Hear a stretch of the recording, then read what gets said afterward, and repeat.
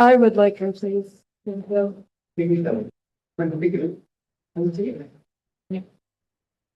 Okay, it is 6:30 on Wednesday, June 18th. I'm calling this Laws and Rules Committee of the Common Council to order. In attendance, myself, Michelle Hirsch, Chairwoman, Alderman Rennie Scott Childress, Alderwoman Sarah Pasty, Alderwoman Terrell Mickens, and sitting in for Alderman Dennison will be Alderman Michael Kearney. First thing on the agenda, we have a letter from Live Well Kingston regarding SNAP. I just want to come up to the table. Sure. This is a letter of education from the Live Well Kingston Health Commission. Unfortunately, none of the commissioners were able to be here tonight. Kristen and I are here. We can try to help educate you. Unfortunately, Kristen is not allowed to lobby through our federal funding, but we can try to answer any factual questions for you.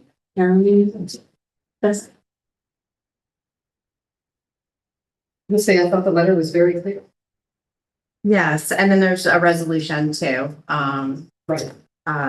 Whereas SNAP currently helps nearly 3 million New Yorkers, with 38% of those households including children, 49% of households including an older adult, and 49% of households including someone with a disability.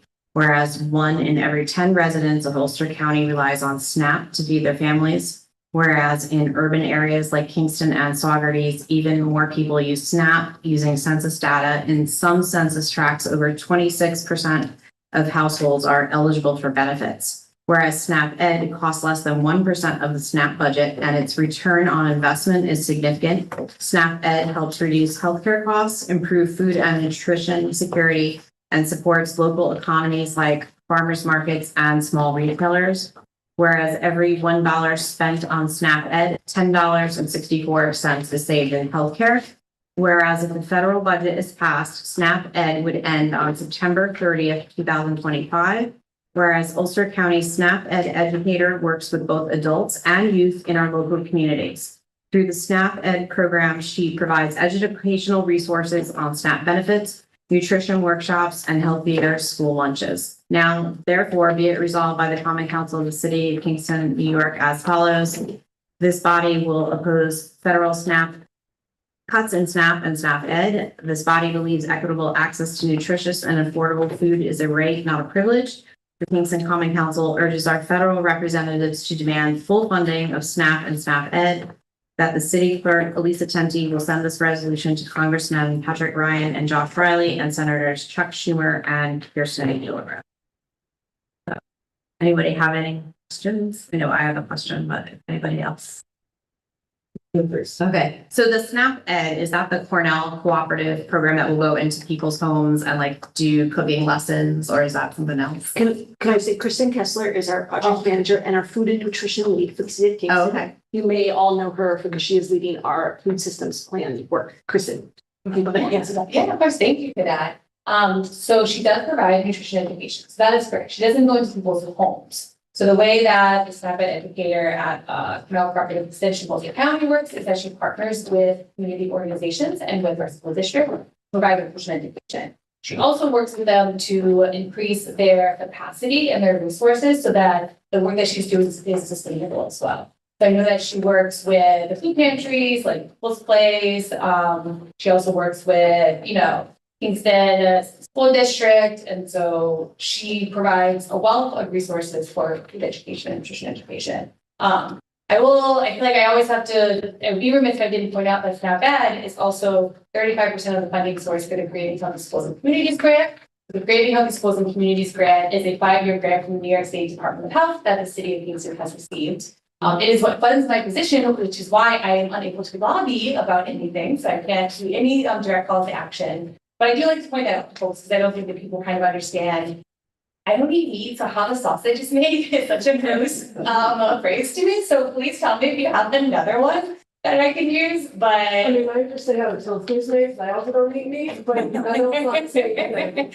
Amazing. So maybe I'll say that. But I think it's kind of these hidden layers sometimes of these programs that we have. So I just like to call those out for a second. Thank you for asking that. All right, thank you. Yeah, they used to have a program that did go into the homes and like teach people how to cook healthy meals and fresh vegetables. They bring in fresh vegetables. Yeah, that's amazing. Anyone else? Oh, I just had a question. It is very minor, but it says this body will oppose federal cuts. Don't we want to just say opposes federal cuts? Yes. I mean, grammatically. Grammatics, yes. Yes. Because otherwise it's an euphoria. We're doing something that we're not actually doing. Great. Anyone else? How many families does your program serve? In general? So through the city of Kingston, creating one schools communities, we don't do direct service, which means that we don't provide direct nutrition education. Our program works to change systems and policies in the environment around us so that it allows people to make those individual choices because they have the options. For Cornell Cooperative Extension Ulster County, I'm trying to think, they don't have a county level report. They do have a SNAP-Ed New York State report, I believe, that I don't have on hand, but I'm happy to circulate just so that you've got the information to understand the impact of their work. I personally work through creating healthy schools and communities, I do the food service guidelines portion. I implement that where I work with food pantries to help them establish these nutritious food guidelines, and I support them in making sure that they have nutritious foods on their shelves there. And so through that, I worked with the municipality for our healthy food vending guidelines across 8 different buildings, and then I've worked with 8 different, I believe, community organizations over the past 3 years. And I say only 8 because that's like 9 months to a year, like worth of work. Like it's not just going in like a couple times. So I work with them. And then from there, that's a great question. I should tally up all the people that they serve through their programs, and then they have like a final for it. Yeah, it works. And there was already like the cuts to the food bank of the Hudson Valley. Were those USDA cuts or? Yeah, so I'm trying to think. I just got back from a trip to a wedding, so I might not be the latest, but for the food bank, they were seeing cuts to USDA commodities. So that's the TCAP program, which is the Emergency Food Assistance Program. And that's a program that purchases food from American farmers to give to regional food banks like the regional food bank to then distribute at no cost to our food pantries.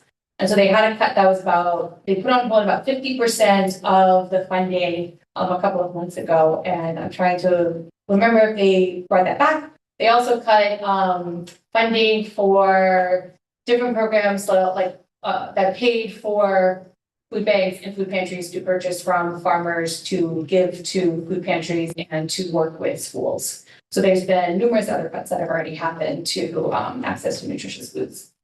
Yeah, so these cuts would be really devastating to people on top of, the cuts at food pantries. And then people are already really food insecure with the price of everything in the world. So, all right. All right. Anyone else? Well, thank you for bringing this forward and thank you for the educational piece about it. Thank you.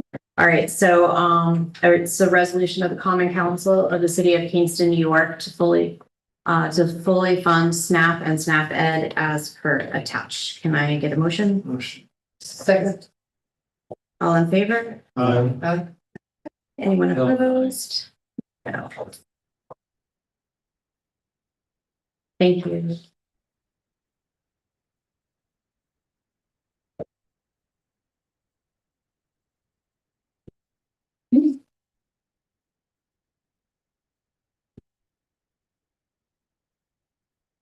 All right, next on the agenda, we have the Foresight Nature Center Storage Building seeker determination, and we have a project manager, Jack Spoonamaker here. What's up? This is all here. Yes.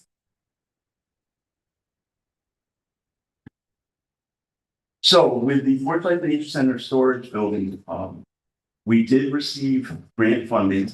And as part of going to contract with that grant, I have to have the seeker determination before they will contract the grant. So with the Nature Center, it is a strict type 2 type operation. You're demolishing the existing barn that's there. We're clearing the site, demolishing the decrepit slab that was under it, pouring a new slab, and then erecting a 40 by 60 pole barn in its place, which will also house 2 unisex toilets, which will have direct access to the nature center. There are no toilets up at that nature center at this point. So with it being just a complete rebuild and reswap of existing conditions, it would be considered a type 2. Questions?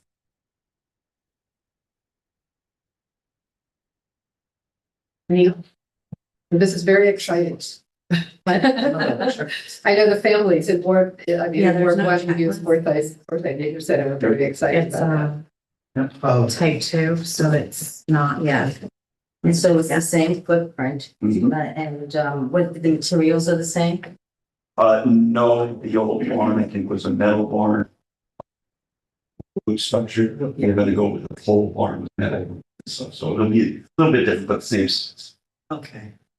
And more sustainable than correct. what was currently there. And it'll have better, insulation and so forth. Because now we'll have running water in it. There was water in there at one time, but it had to be shut down. So with the new building materials, we'll be able to have bathrooms that can operate through the season. Excellent. And what is, Go ahead. and what is the proposed cost? The proposed cost, the grant that we have received is $100,000.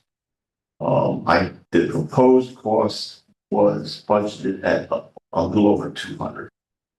So we are now looking at rescoping some of the work and then looking for the additional funding.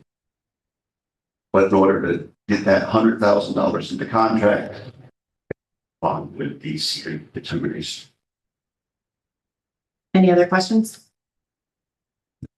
Okay.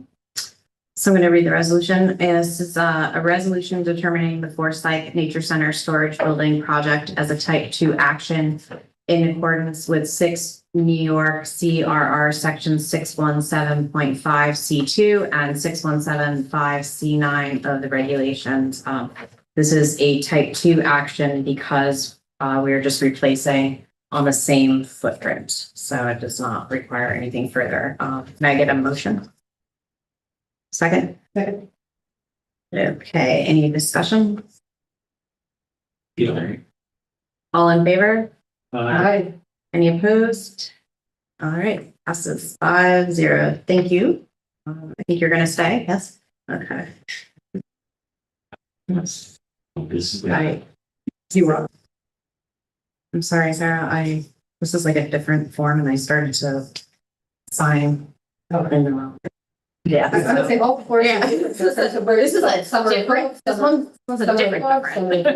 Thank you. All right. It's okay. All right. So Jack is staying because we're now going to discuss the Hasbrook Skate Park seeker determination. So with the Hasbrook's Community Skate Park, again, we did receive a grant to help fund that. And that resolution stuff has all been taken care of. And the grant, in order to go to contract, requires a secret determination. This one is a little bit more difficult because we're not replacing what's already existing. The footprints will be the retired tennis courts that are down there that are unusable. So we're using the footprint, surveying other lands, but we don't have the final skate park design as of right now. Originally, it was intended to just put new concrete or new asphalt down and put appurtenances on top with ramps and curves and so forth. But it's been determined by a lot of community interest that they want to be involved with the skate park design process. So I'll be putting together a pack and we will put an RFP out for design professionals to do the skate park, which means we could end up with bowls in the ground instead of everything above ground. Oh. So I can't say that it's just replacing or staying on undisturbed property. So therefore, we need to declare it as unlisted and ask for a coordinated review, and that the common council become the lead agency. The coordinated review would involve the holder, which is the New York State Parks and Rec, and SHPO, because of neighboring historic properties that are registered. There's nothing on our property that's registered, but because there is in the vicinity historic properties in the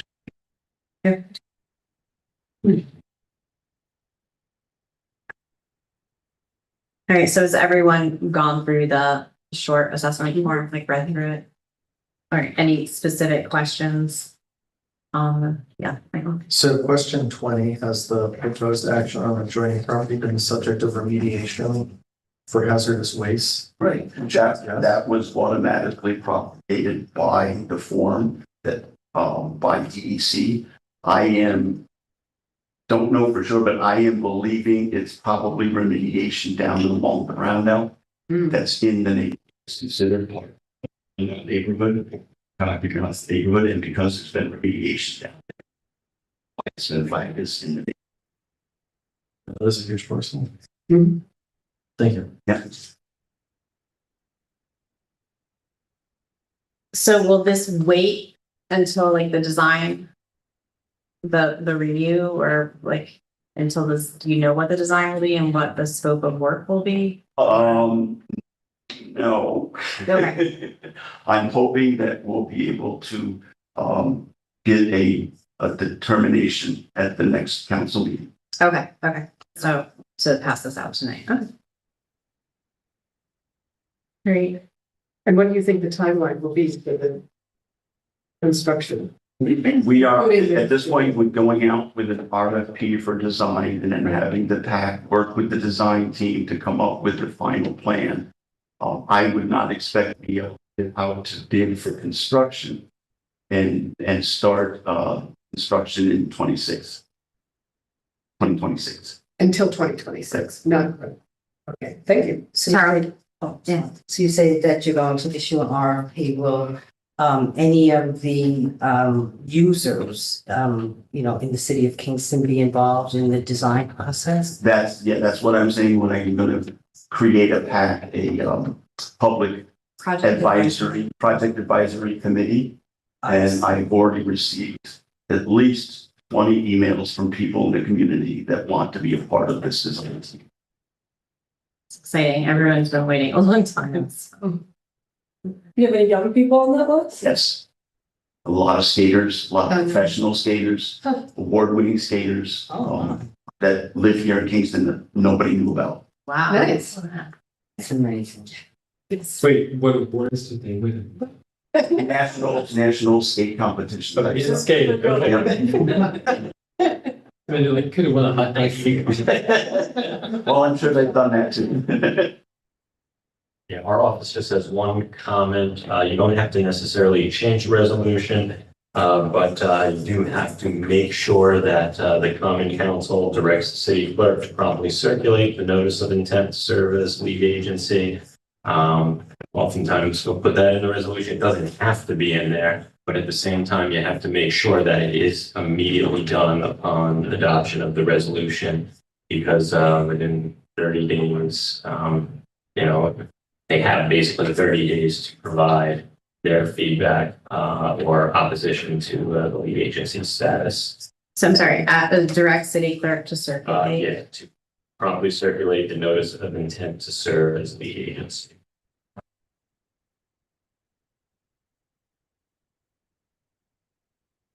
If that doesn't get out, it delays everything. Like, you technically can't serve as lead agency until those 30 days have passed. Once it's sent. I think that's a good suggestion. Support it. Okay. All right. Okay, I'm going to read the resolution.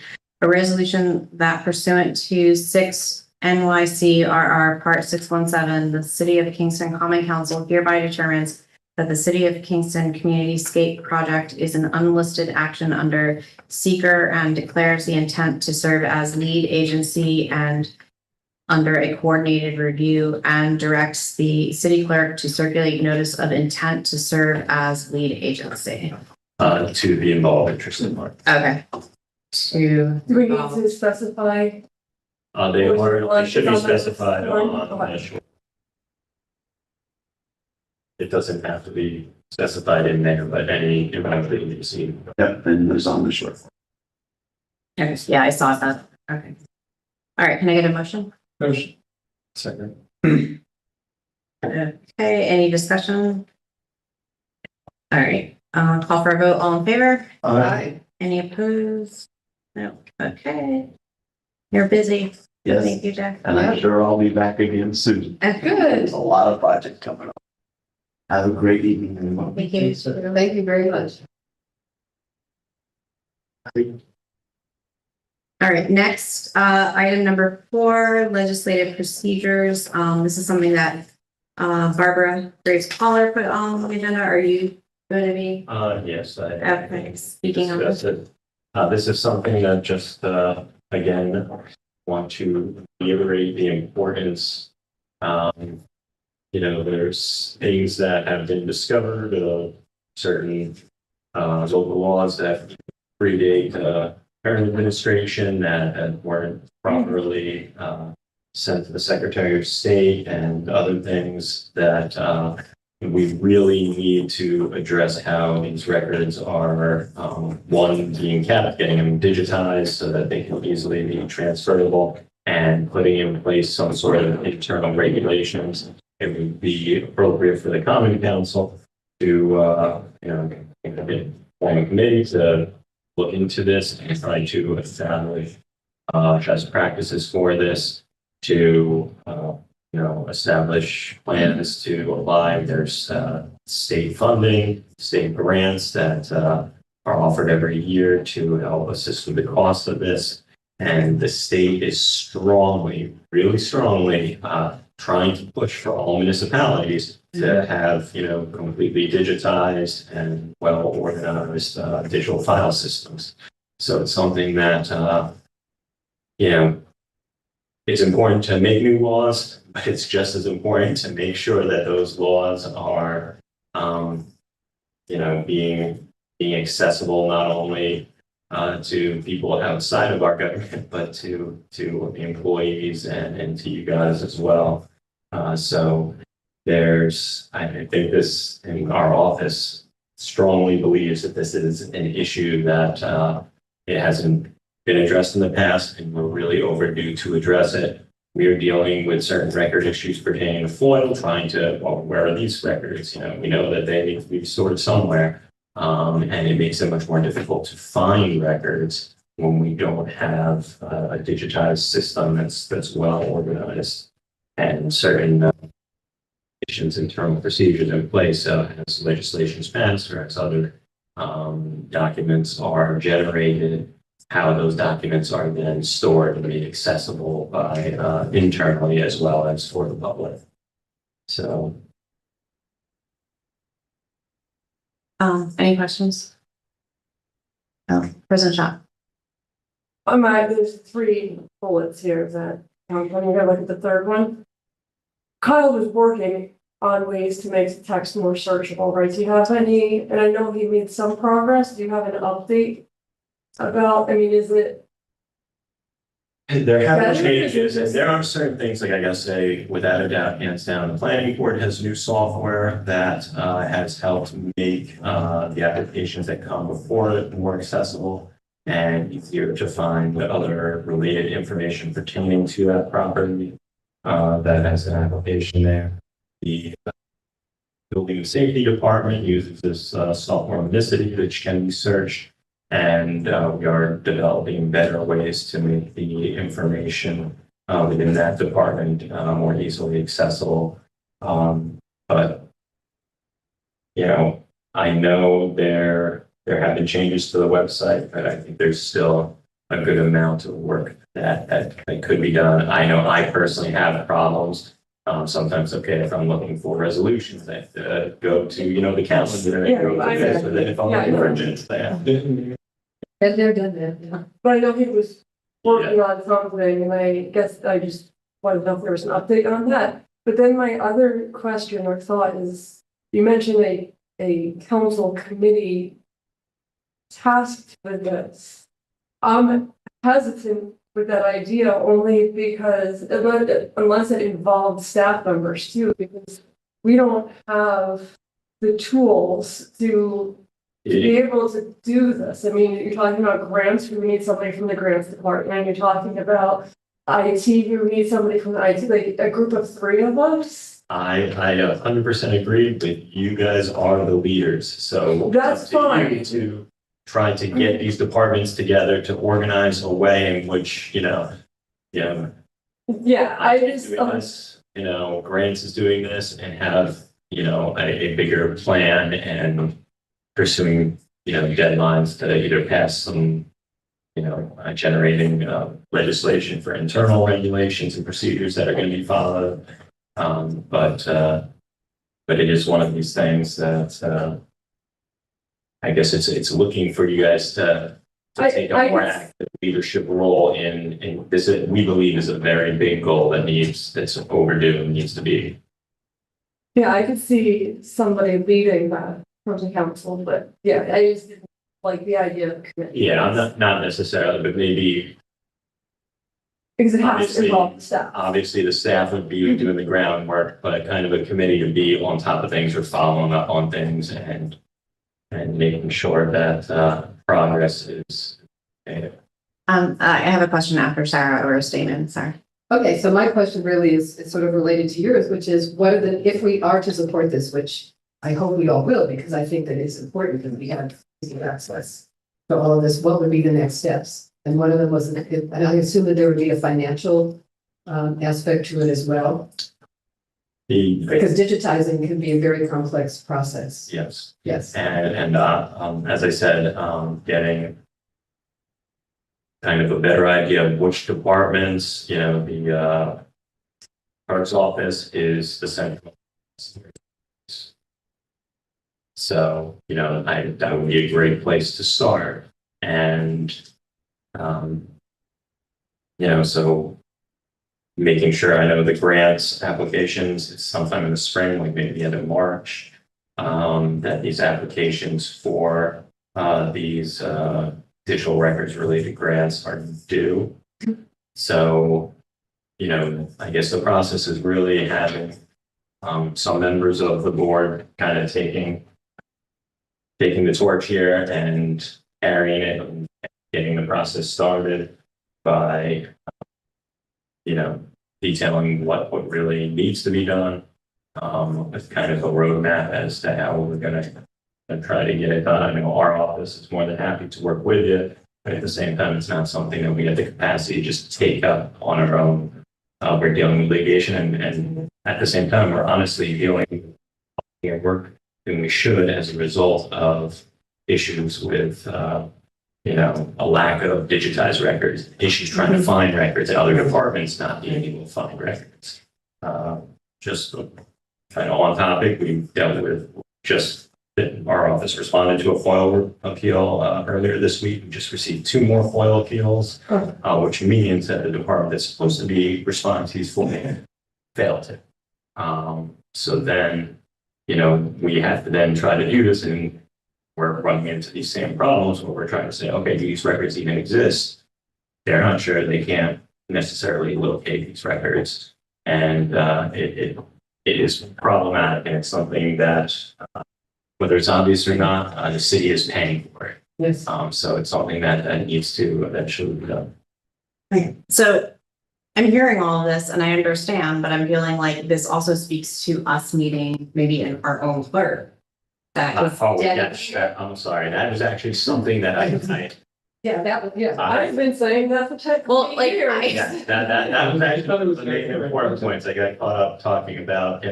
But yes, having a person that's dedicated Yes. directly to the common council that can be a liaison between that and make sure that facilitating what the council is doing record wise, making sure that those records are being posted at the state and yeah.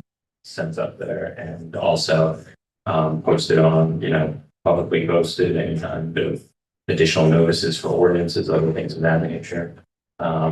So that is one of the big pieces to the puzzle that I think is another thing that part of it. I know is another thing that's overdue. It's one of the main points that I carried around. So that would be another place to start, and that could also be a great liaison to start Yeah. working on some of these other It's her on the related and- issues. Have other municipalities used outside consultants to effect this? I am aware of outside consultants who do specialize in this. I don't have a specific example of a municipality that is using an outside consultant. But I know that there are outside consultant services that specialize in this type of thing. I don't know if it's necessarily going to be the most cost effective to have an outside consultant, rather than having, I think, regardless, having specific staff dedicated to the city council would probably be more effective generally than having temporary outside consultant who is going to maybe assist with these. That might be something down the road, but I think having a dedicated staff would be most effective use of the city's funds and get this started. The issue, or at least what I've been told in the past, for the past 8 years, is for a dedicated staff member to the common council, is that we can't actually have that, because that would be created by the mayor, not the council. Like, we can't create a place in a budget for the staff person. So that is what's been holding us back for 8 years. And that's what I've been told. So if that's not actually accurate, that would be wonderful news. Well, regardless of whether the mayor is needed or not, you guys are making that need known to the mayor and really pushing. You have the support of our office.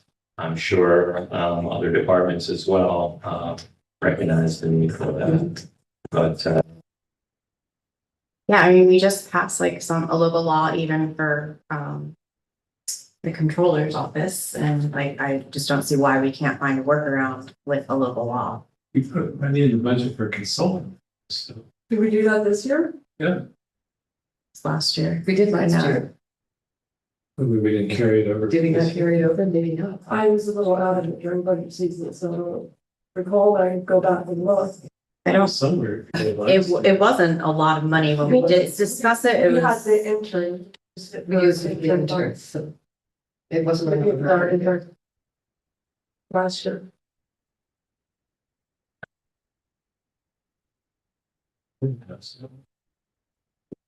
$40,000 is not enough money for the level of work that we asked this person. to do. No. yeah, it's part-time. I and get paid 60.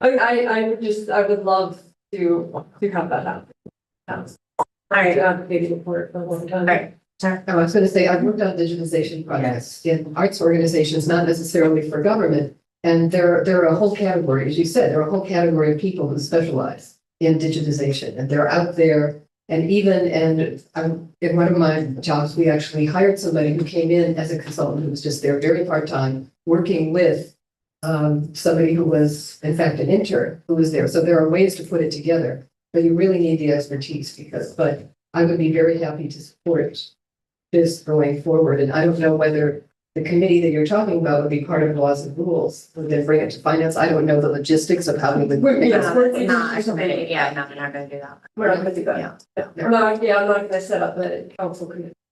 No, not a separate committee, but it could be this existing committee.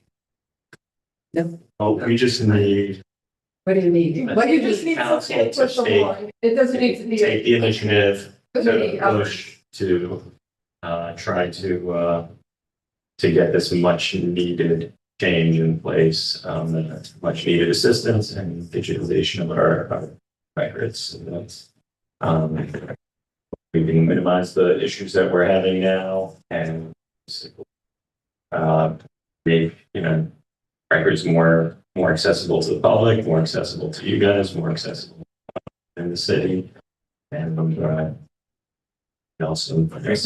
So I'd like to ask that, Barbara, you go back to Barbara and ask her if this is something that, we can obtain a clerk through the local law process. And then Yeah. speak with the mayor about a budget line. Yeah, I would love that, but I actually think, I mean, just kind of off the top of my head, is that this is super important. We're costing the city money. I think that we move forward and hiring somebody to do this. And then look into the clerk to maintain it, because hiring a clerk just to do this, like, we want to hire a clerk to do a lot of, to be a well-rounded clerk to the council, I assume, not just this one project. And that might take a while Yes. to actually even happen. Passing a local law, that's the way to do it. Getting applications, hiring somebody, training somebody, that I think that we should figure out a way to make this happen a lot sooner than that process. Without civil service or as the consultant? So I think it's also- I would fully support that. The issue would be, we would have to fund it. Because because if we wait for grant season, it's not until March until they apply, and then they don't hear, Or it 9 would, months or it 10 would be another year, Yeah. and I mean, We would love to see this happen a lot faster than that, so. and I think it's something that would be worth it and could potentially, it would save us some money, even though we would be spending money. I agree. So that's what I would be in favor of. But still going forward with the clerk idea, because then, once this is all done, it could be maintained by that person.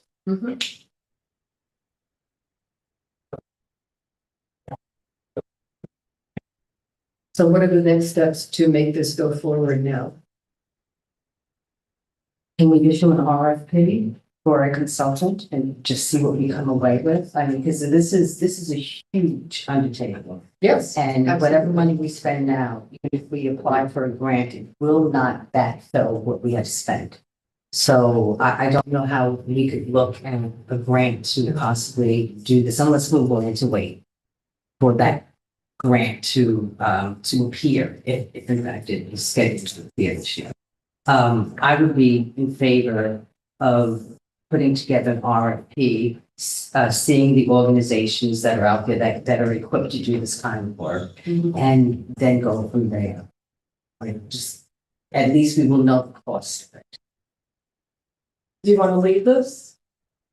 I think I just heard her volunteer, right?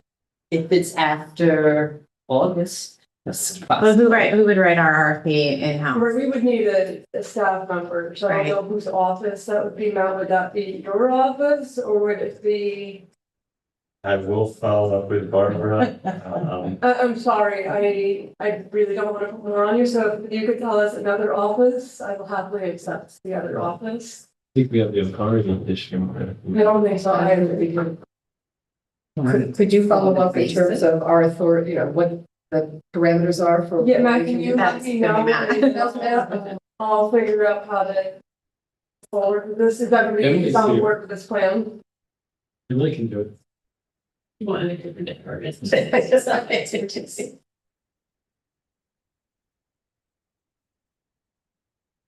Does our IT ever write That's what I was RFPs? just thinking, I don't know. And there may be some existing ones out there that we can pull from. Other communities have done this. Matt said, well, can I wait for you to reach out to me, or do you want me to follow up with you? Definitely follow up with me, Okay. CC Barbara. Sorry. And I will be happy to help after next week. No, tonight. Here's a scammer.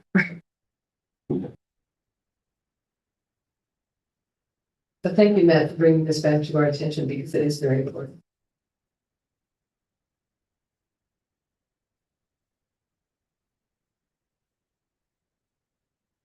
that Just correct? saw in the last couple of years. I mean, there's like, Well, we can have just need more work for the board, right? I'm thinking there probably was one that did it too. For some reason I'm remembering that. But just, I've only worked with like arts organizations like. That have done students, they have it. There, yeah, I kind of vaguely remember that being true, but And there are digital librarians that know how to do all this. Okay, Okay. moving on. We have Alderman Shabbat here I am here, yeah. about signage for to be placed down in Gallup Park. Please do not feed bread to the ducks. I gotta be honest, whoever wrote up this agenda made me sound anti-duck here. Sorry, there you go. About that, I'm sorry. On behalf of our fine feathered friends, just from when I walked in, it sounds like everybody, or they had a kind of a running start on the issue here. Some of my constituents were concerned that we are not doing enough for the ducks. There are page after page. I did a Google search and just never ending the things I found. But for the sake of brevity here, this is one sign that's hanging somewhere. I found this online. We've seen them at different sites. We've been In Kingston or? not in just- Kingston, Oh. this was someplace else. We go to a park up in Clifton Park, and there are signs like this all over the place.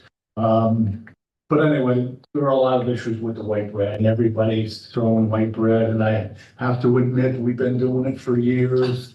We bring the grandkids down there and we throw bread and the ducks are having a ball, but it's really not a good thing, and there's a list of bad things about it.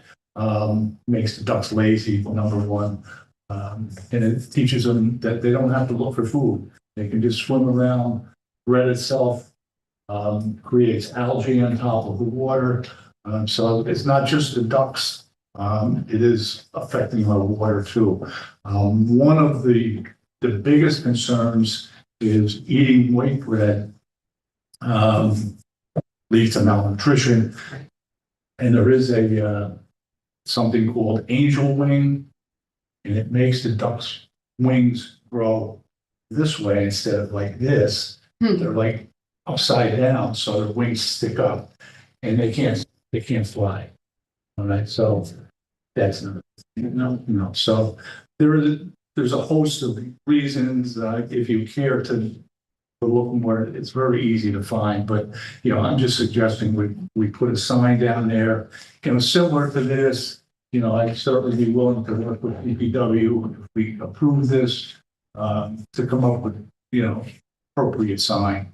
I'm not sure how big we want it. I guess we'll discuss that with DPW if this is approved. There's a lot of particulars. So we're just gonna approve putting up signs versus passing a law banning feeding ducks white bread. I would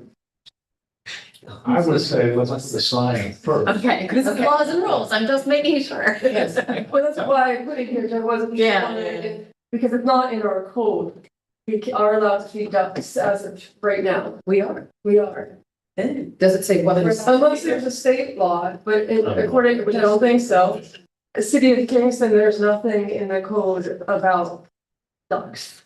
Or there is one thing, but not about feeding them. So I wasn't sure if we wanted to ban feeding the ducks. Are criminalized feeding the ducks? I don't think we're quite there yet. Yeah, I would recommend a sign saying, Yeah. please don't feed the ducks. Yeah, And let's see how that works. What about seagulls? The what? Feed the seagulls? Seagulls are mean, so. But usually you're not feeding them, they're just. They're No, scavengers. they're feeding them, they're feeding like you. There are, in the morning, there are people who feed the seagulls in Kingston. I'll see that. Well, they take the food right from you if you're not paying attention. White bread really isn't good for anybody. Yes, I know. But I Can think we put the ducks, I suggest we do. SUNY New Paltz, I believe, has these signs around the big pond that actually have Yeah. the first one that you showed about there are healthier alternatives. So there are Yeah, this is nothing new. local examples. People have been aware of this, but a lot of people don't take action about it. Yes. I don't know how much information you can put in there, but I think it's really good to give an alternative So, We actually don't need legislation to get this signed. yeah, but I'm just saying, when we get direction, don't just say, don't feed the ducks. You know, like- This is what. Now, this one actually gives you some suggestions on here. I would say we should have suggestions. We'd say don't feed bread, then what would, people start making up other things. So the idea is to say, don't Right. feed. Feed Right, exactly. So I would recommend both. don't feed this, feed this. Yeah, Right. Either two separate signs or one big sign and. I think that looks fine. So, sign it in. And curb stop. So what are the alternatives to feeding? Of course, there's nothing to say people are gonna pay attention to it anyway, so, See this? Yes, it does say, what should we eat? By we, is that the, oh, that's the duck. This is the. Half cut seedless grapes, chopped lettuce, birdseed, peas, corn, and oats. I didn't realize that all of these things you could feed to ducks Could you take it? safely. who would have known? Pardon? Could you give them oat bread? I don't think any breakfast, is- maybe it is just plain bread. I don't know. Somebody will know.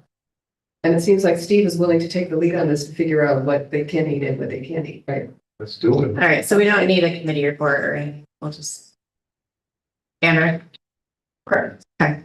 Unless you want to debate it. No. Well, thank you. Thank you. And on behalf of the Ducks, thank you.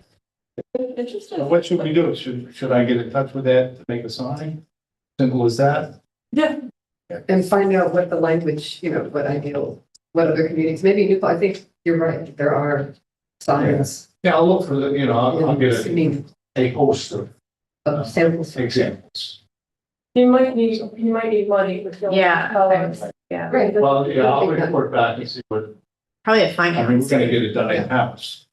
I'm presuming. Yes, but if he doesn't have enough money in his signs, Right. we just put I'll just a come to us. lot of new signs to make. Yes. So you'll need to come to us to Okay, ask for some money, but well, let's, That's fine. you let me know. let's start there. It does say just bread, it doesn't say white bread. Right, so we want to be accurate. That's why.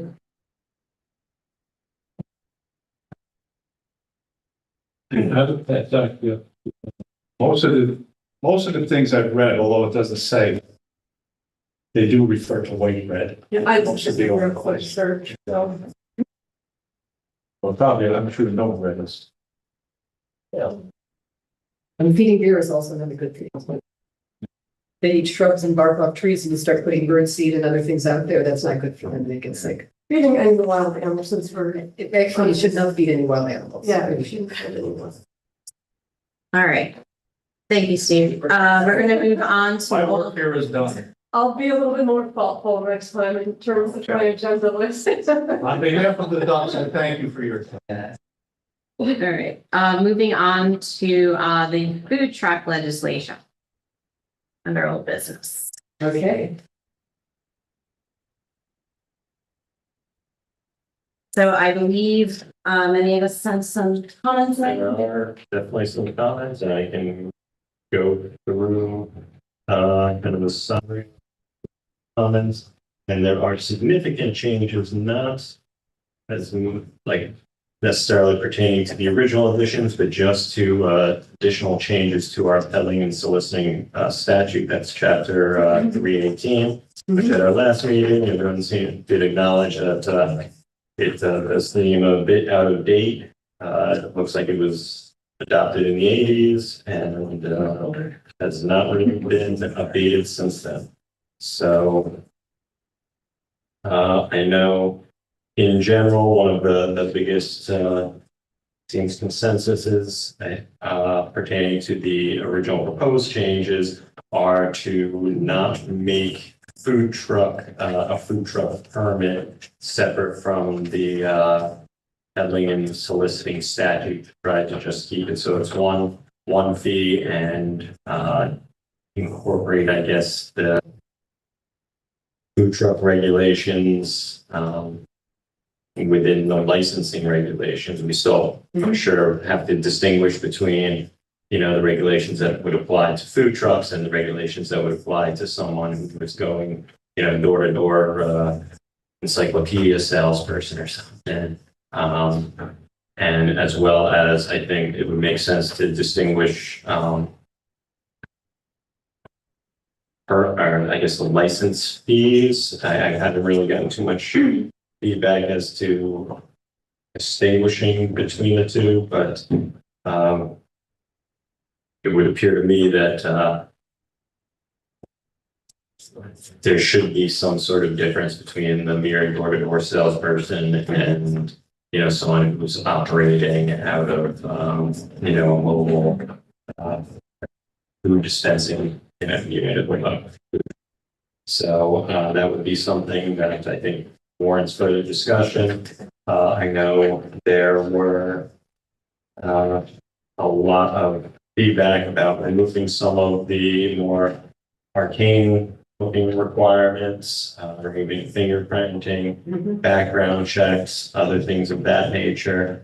That is something that I know was initially placed in there and became, it's pretty much across the board, other peddling statutes, because when they're given the license to do that, they do want to make sure generally people are going door to door and that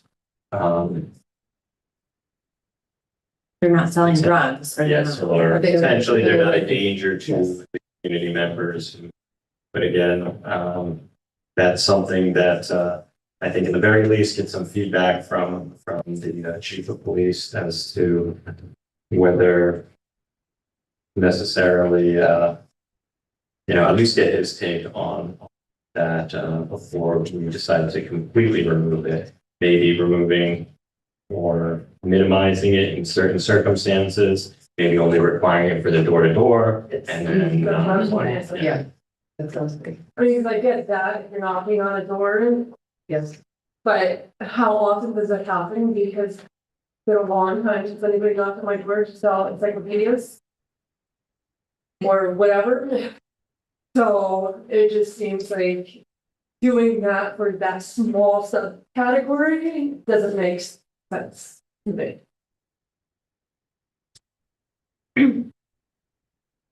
I saw something like Syracuse does, they don't do the fingerprinting, but they do background checks like a landlord does, like a full, credit check and background check. And if anything comes up in the last 5 years, either a felony or misdemeanor under certain, for certain issues like drugs, inappropriate contact with a child, things like that, those are counted. But if, if nothing other than those, it's not, it's just waived then. But we don't do that for regular for No, brick and mortar restaurants, right? Right. Yeah. yeah. Ixnay don't have a name. Yeah, that's why I just feel like that whole section is really discriminatory. So I have the version on the agenda that doesn't have those changes. Is there any? there are no, these are recommendations. There's no changes from the last draft. Oh, Nobody- okay. There's different things that people have feedback that people have said that there's been no particular changes. I know on Friday, June 6th, Jeannie did send the clerk's office some modifications pretty thorough to the current peddling and soliciting staff or statute, but not it's not based on the changes that were previously proposed. These seem to be just primarily changes to the statute as written. So I don't know if Jeannie wants to elaborate or.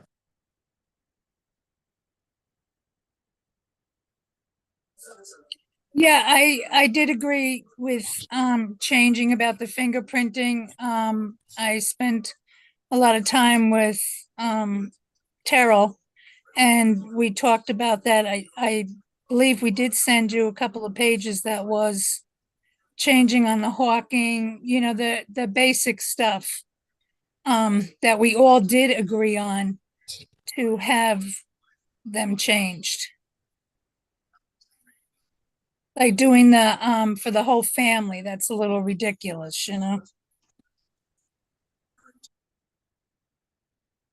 Michael? Yeah, if we're on the existing law as written, I also wanted to point out that the license requirement for each such person, whether as principal, agent, servant, or employee who engages in any such activity, shall be required to be licensed here under. I don't know, is it necessary to be requiring somebody's, but to me, only the owner would need to really get the license. Your employee really just needs their food handler's license, right? Can you tell me where you're? This is statute 318, section 4, license required. It's the Thank you. third page. We're talking about the original law, not the changes. The proposed changes. Yeah, like any employee that they hire, like I spoke to. Like that seems like a Yeah. huge barrier. Yeah. They have to pay fingerprinting every year. So I really don't see that, I don't see the need for anybody who's not the operator to go, proprietor, I guess I should say, to do that. Really. Agreed. Jay?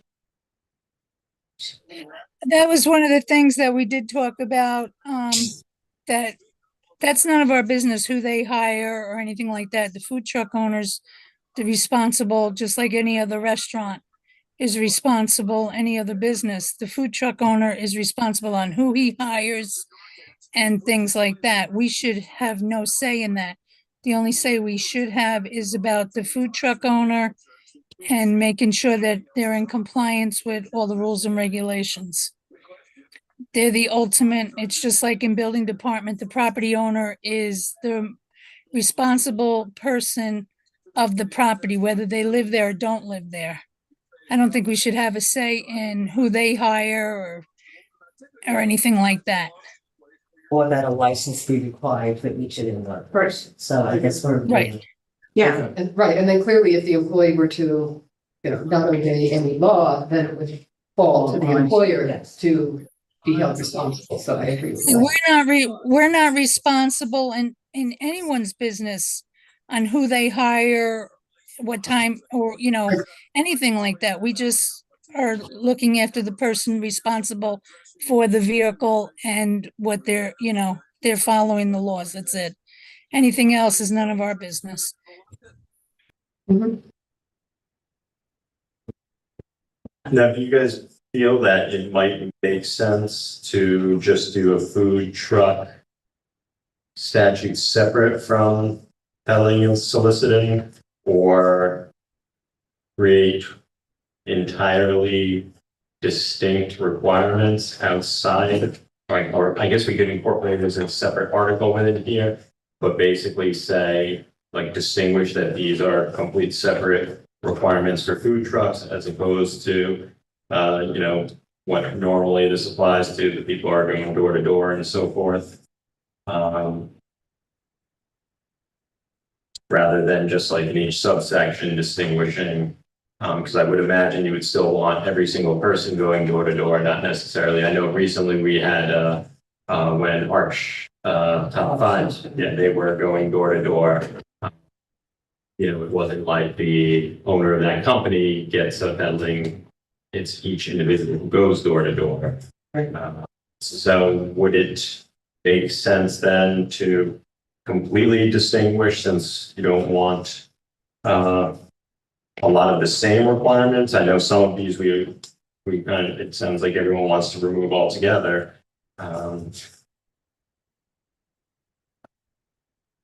I mean, my opinion, it just doesn't seem like this chapter 318 should be revised because it's outdated, which we all agree with.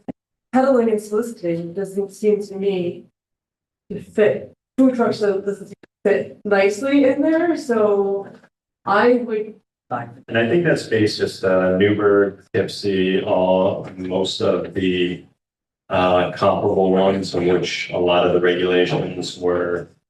Within their peddling. They're all within. Yeah, that I looked at too. Right, but it's a separate article. Right, that's what you're suggesting, which I think.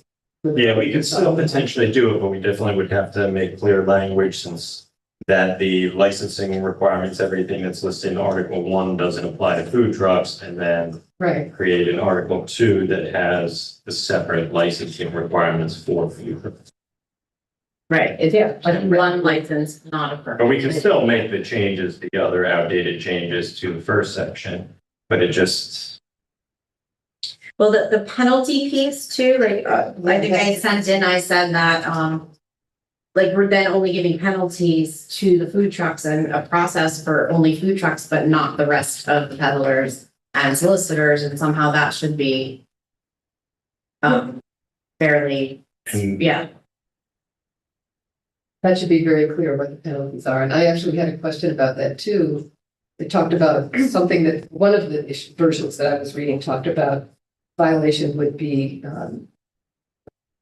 punishable by a civil penalty or by a fine or by imprisonment. And I didn't know the difference between a civil penalty and a fine in terms of how that is affected. yeah, so a civil penalty, it's more or less how it's pursued. So civil penalty would be an action brought in the name of the city of Kingston against this individual, as opposed to the fines are brought through, and the week in there, they would be given an appearance ticket and go to the Kingston City Board. And it would be technically, it would be people of the state of New York versus for violating the statute, even though it's not a criminal offense, it still would follow criminal procedure.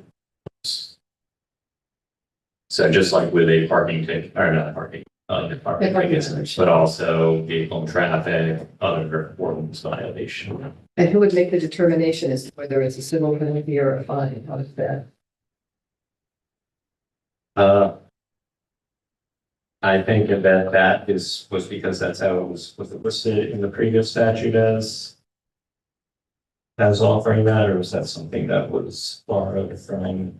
I don't know. I'm looking at some changes and it may not be the most current version, but That's the most current. it's the most current version. Yeah. So, You know, generally, I would imagine that whoever the code enforcement officer or police officer who's would issue a ticket for a criminal violation.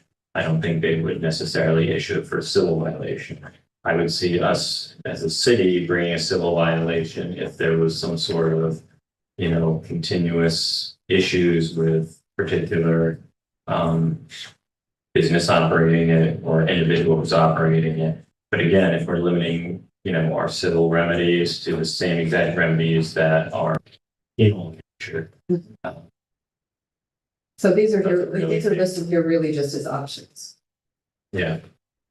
But I'm somebody- guessing, so I'm looking, so under the statute as written under the peddling statute, just have, basically it would be pursued in court, through the penal system as opposed to a civil. So I'm assuming that civil part of it came from, one of the other statutes that we looked at that incorporated, food trucks into peddling and soliciting statute.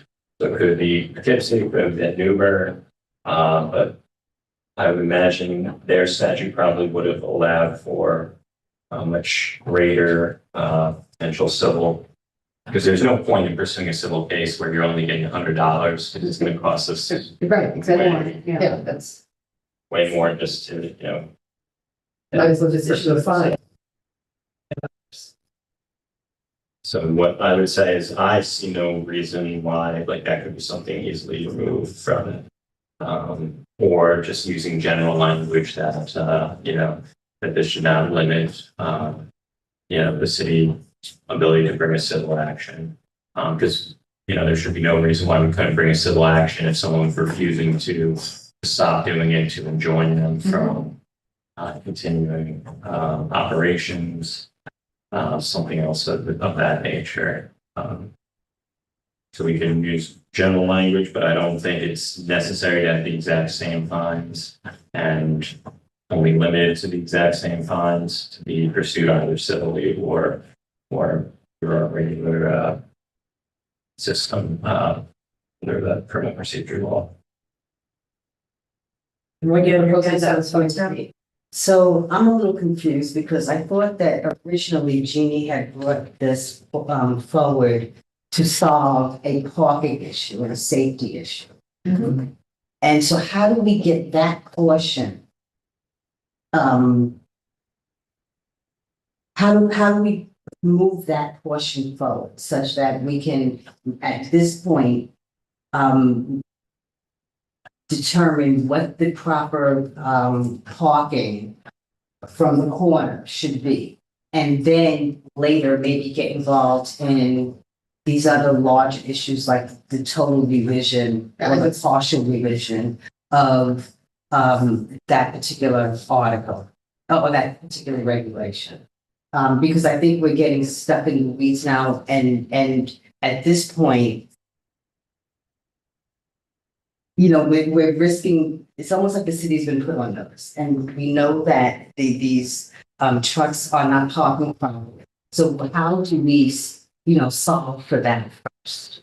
Well, that's an enforcement issue. Okay, so how can we change that? Because I think Calling that was, council, I mean, we don't enforce the law. So unless one of our, you know, parking, and, or KPD, you know, they're the ones that have to enforce it. I mean, we could make stricter laws, Mhm. but I don't know if that is necessary in this situation. Because if they're I not mean, you hearing, could legislate additional laws, but I can tell you if I'm running a business and it's gonna cost me $25 for a parking ticket to operate my business for the day, that seems like a very good cost to pay. It's very low, it's boom, $25. I get my little parking ticket, I'll pay it out of my profits the next day and continue to do so. There's no further, enforcement available if they're well, just. that's the part that I'm talking about changing. Perhaps we So could. that would be something that you could, if you wanted to just simply address parking, the only parking, no other regulatory issues involved with. Well, I think right now that would be Then- the most expedient Yeah. way to go about it. And then we could look at, But I would say we would definitely then need something different other than, the $25, right, right. So that would be something to amend the parking statute. Okay, so it's an amendment to the parking statute. Or we could admit, or we could, Hold on, yes, Sorry, Jeannie's got her hand up. yes, Jeannie. Yes, when that, as I brought it before, the first time was to bring it up for a conversation of change. That's how it first came, and I brought it up to laws and rules because I was told that it had to go to laws and rules. But the more that this has been tossed around, it really, the part that I was looking at was the public safety part, and I think to write something up in public safety is what I'm about to do, because it's really about this part of it, the public safety, to get them off the corners. And we went down there, I went down there, one of the DPW guys, and we did measure from the crosswalk to the truck. And that was actually 50 feet. From the crosswalk, the one part of the crosswalk that was towards the truck was actually 50 feet. So it would have to be a little bit more. But that part of it is a public safety issue.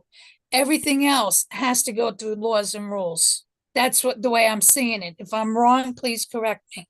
yeah, it doesn't need to go through public safety. This committee can pass something like that.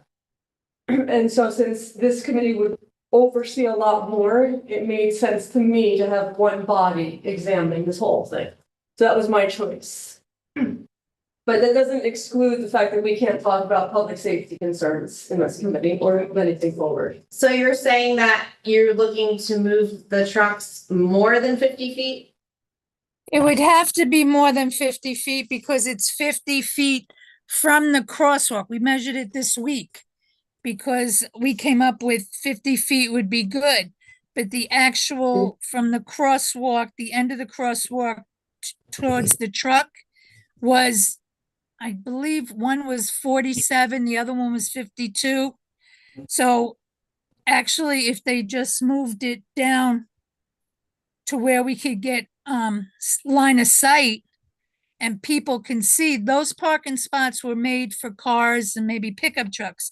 These trucks are a lot bigger than that. So that's where their line of sight is the problem. So if we moved them down that it's not going to affect their business because they all have a very thriving business. And it's, what is it to walk down maybe 75 feet? The one on Elmendorf, it would have to be after the, exit from that driveway, because that seems to be a problem now too. They're pulling out of the parking lot there and they can't see around the truck to get onto Elmendorf on the left-hand side. So if we just move that down to the other side of that, then nobody will have a problem. You know, What if there's a construction truck parked there instead, or a different kind well, of truck? most of the bigger construction trucks do not park there. You're talking about like, for the, lawn mowers and stuff like that. They do not really park there. The biggest truck that's parked there are the food trucks. And it's the line of sight, it's interrupting line of sight, and that's the problem. That was the whole thing, is because people cannot see around.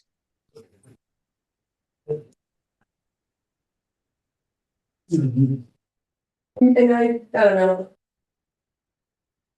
So we're saying, so I wasn't anticipating 75 feet from a crosswalk or from a corner. That's. Well, if they're at 50 now, then, I mean, Yeah, then know, don't move them. I mean, then we would be saying only food trucks can't park 75 feet from a crosswalk, because we're saying that cars are okay. We don't want who's parking for cars. Right. But also, I mean, yes, I'm kind of just like thinking out loud here, because I get it, like, okay, construction vehicles don't typically park there, but they could start parking there. Right. So, like, are we just going to say food trucks? No, Or I are think we it ought to gonna be say trucks. I truck? think it ought to be truck. But I then- mean, I had that same problem. But how would you define Yeah. Right, I Yeah. can say dimensions. but then there's also, like, I mean, out there with the. I can't see going out of I mean, sometimes I have to get it to come out, because I can't see leaving my driveway. Right. This Hasbrook is so dangerous, not dangerous, but busy, Right. so what I can't see is dangerous, street stuff is not dangerous. So I'm just seeing like a whole bunch of problems with just saying trucks. Or I'm seeing problems with saying just food trucks. Well, the one thing rationally with food trucks is you do have a line of people going there, so if you are close to a crosswalk, we're trying to minimize people being potentially. So that could be a justification or rationale for. 50 feet is already, like, I get that, because that's different than the line of sight. Because saying that we're trying to protect the people who are on the sidewalk, 50 feet, like, that doesn't, to me, that's not really super rational. I'm not saying I don't know about the line of sight, so not saying that doesn't exist, but 50 feet seems plenty of space for that concern. So. Yeah, I'm not, It's all people. the others I've looked at said 20, but Michael? Yeah, the concern I have about moving them back, and to use the example that, that Jeannie did, I worry that moving it forward more away from Broadway, would then get into the way of the rail trail though. And that's people running and cycling, and they don't necessarily stop to cross the street if they don't see somebody coming. And you're gonna set food truck? No, but the food truck is then blocking the line of sight from the cyclists and the people crossing the street. Like a kid can run out in front of the food truck all the same on the rail trail as he could on Broadway. Yeah, Yeah. why don't I, send this to John Schultz and see, I don't know if an engineer would be able to give us a better idea of line of sight and make those solutions.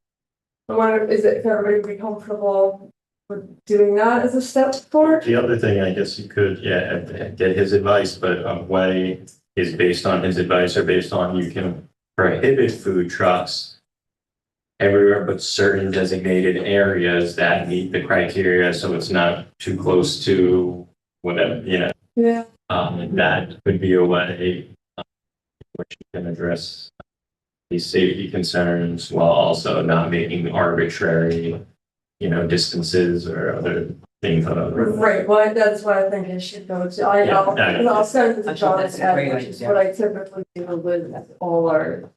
So, you okay with that? Whatever. I What mean, it I, would go to, what I- it would go to the engineering for if it went to public safety, Yeah. so. yeah, Yeah, that's, we would have to get this report if you were gonna make a design. I'm sorry, Jeannie, what? that's fine. Okay. Michael? So what about all the rest of this? The proposed changes as they are. Do you have anything else on There's your a list? lot of, well, as I said, there, a lot of feedback that came back on didn't necessarily have as much to do with the proposed changes as additional changes to the outdated, Governance statute. So it may be something where to get a more immediate solution, we're pursuing this by having the engineer look at potential parking regulations, but it doesn't mean you have to abandon the rest of these changes. You can still continue to look at updating this extremely outdated Michael? statute. Yeah, so then I just want to talk about some of the issues that I have with the proposed changes. I mentioned some of them yesterday, or not yesterday, last month, but requirements, section 6, 10 feet from the edge of any driveway, utility box, vault, handicap ramp, building, entrance, fire hydrant, or emergency call box. That basically bans it really anywhere, I would think. Section 7 shall be located a minimum 200 feet from any restaurant unless the restaurant grants a waiver, I think is really problematic. I mean, if I'm like a spiteful billionaire with money to spend, I can open a restaurant right in front of an existing food truck and then not grant them a waiver. That's like how I'm missing that too, like it's not. The hour of operation, again, I think is targeting one kind of business over the other. Section 14, amplified sound or loudspeakers are prohibited. We don't necessarily do that for regular businesses, I think. I think we have the decibel limit. So I don't really have a problem with them playing music. I think that's actually kind of nice. We could say something like just adhering to our noise ordinance. Right, so many things that we already have. Yeah. I also don't think, I said this last month, but I don't think we should just be applications by act of the council. Or remove the locations. No food, the operating on private property, I think is far too invasive to tell a property owner what they have to do. I think the planning board approval is unnecessary. I think getting a special permit for an event to just have a food truck at your wedding or something is also unnecessary.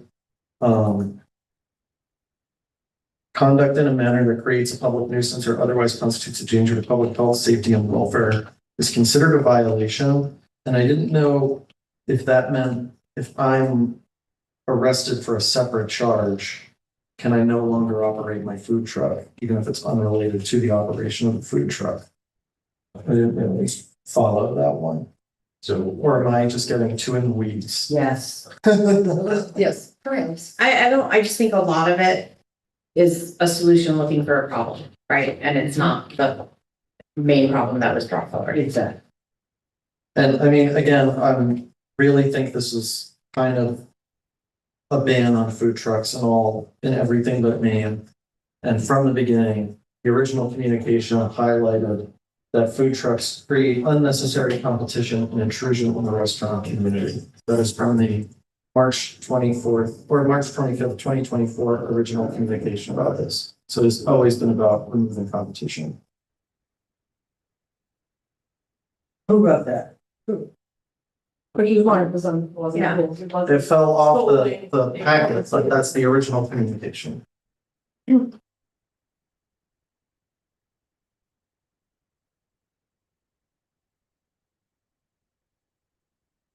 This is what restaurant owners have expressed. That was the communication. Like this. And I don't think it's the city's responsibility to be wading in and saying to remove competition. I don't Pass think that's ordinance what that we're say doing. there's No, I only, don't think that's what we're doing. I think that's exactly What what's we're happening. doing here is trying to find a solution to the safety issue. Yes. This other language, we can look at that, we can do a deeper dive. But, But this is what's on the agenda. That's what came in first. I understand that, I understand that. But right now, it's about the public safety. And it's not about us legislating, where food trucks, how they operate. That, to me, that's a totally different issue, and I'm willing to go in that direction. But right now, I think, we need to be looking at how we best protect the public. I understand that. Right. And- And not the economics of it, and not, But these proposed changes, as we have them on the agenda, are doing exactly that. It's not about public safety. It's about Regulation. regulating food trucks out of existence. Yeah, so that, and those are based on comparable sized cities that are located here in New York State. So if you look at Newburgh's, Dipsey's, that's what these are based on. I think it's City of Beacon as well. So I understand. I that. just wanna understand it, create so a- and it sounds like the most important thing is focusing on the safety issue, and if that can be done without dealing with this, but it sounds like there's a lot more discussion needed for any kind of changes to the peddling and soliciting statute. So it's really up to you guys whether you want to keep it on for more discussion, to make updates. And if anyone has, proposed changes, that can be something they can bring forth. But it definitely doesn't sound like any changes to chapter 318 are going to be, easily accomplished in a short time frame. Andrew. I would be happy to have something, but it would have to be at the bar. I don't want, just because this isn't a time sensitive issue, I would appreciate the time to not take this on, so, deal with the public safety and stuff, and then come back to this after July 30th. absolutely. Sounds If good. everybody's okay. Are you just want to go to the engineer? Yes. Yeah, Yeah, but talking about this. Okay, perfect. No, for relief. And I could kind of pen something and then we could kind of take it from there, play around, but there's no rush. I mean, this is what I'm saying, since the 80s this has been here, so. Yeah, but since we now see it, there's, even if we're not adding anything about food trucks, this needs to be changed. Right, but we don't need to do that in the immediate future. We just need to deal with the safety issue, which we're going to. Oh, no, The safety issue now. Yes, Safety I'll now, do that, the but rest I'm not saying I can't do anything. I'm just You can reach out to the prioritizing. engineer. Yes, Yeah. that seems like a good way to work.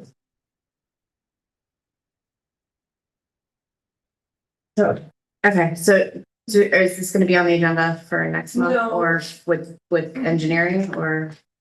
I will see what I get back. Yeah, let's keep it here. Okay. Because it's somebody that's been discussing it. Okay, So yeah.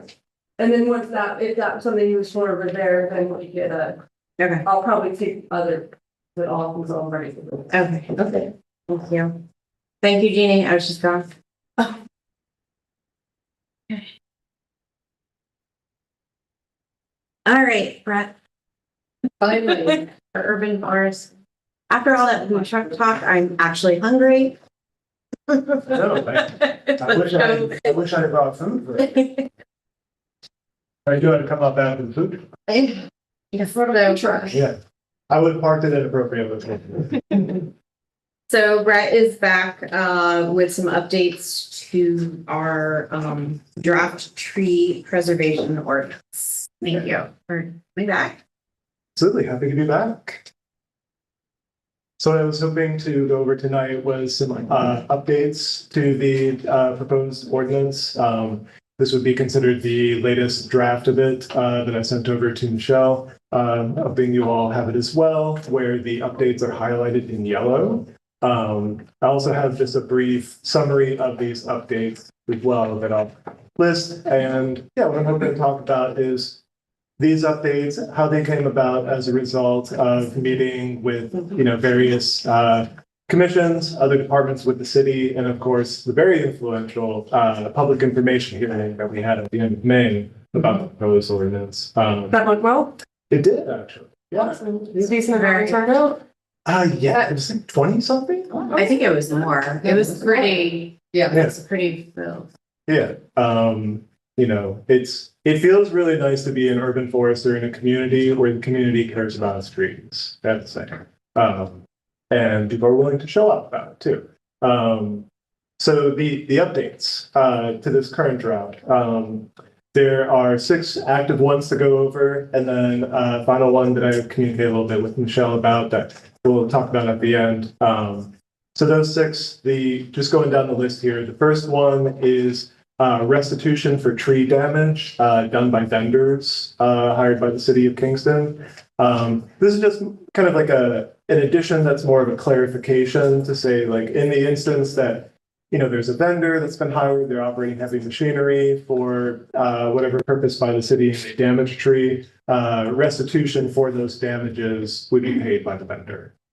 This is already something that gets put into most city contracts. When we have like street projects that go on, that's usually in there. This would kind of streamline that process instead of having it to be in every single contract, although it can still be mentioned, of course, but to just have it be within standing in the ordinance itself.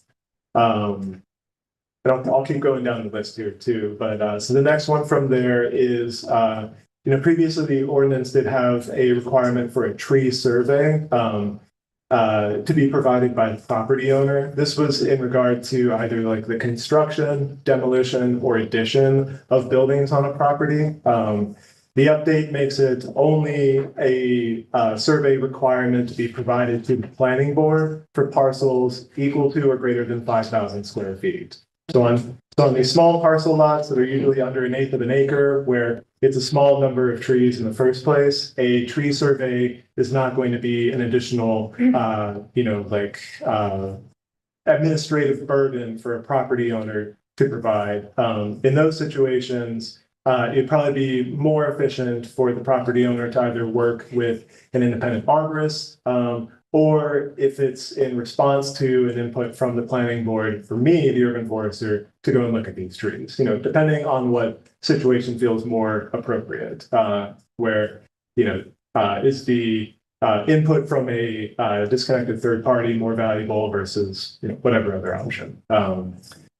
The third update from here is a specification that the city creates a separate account for the deposits of tree removal fees, or a more appropriate language there would be the value of the trees paid as a basic reproduction cost to the city when the trees are to be removed without replacement trees being planted. And then a requirement that with this account, funds in that account only go towards tree planting and tree maintenance.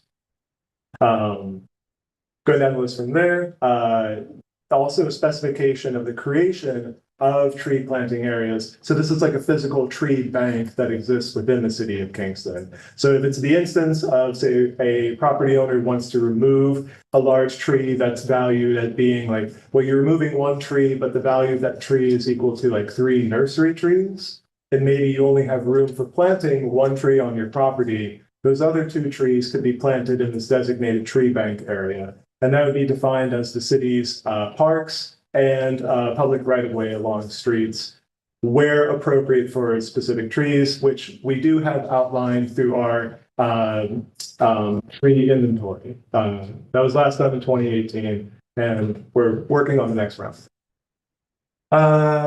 Almost done with the list, but this is a small one. 2 additional tree species have been added to the exemptions list as far as some habits that these trees have for invasive or colonizing and or behaviors of the species, and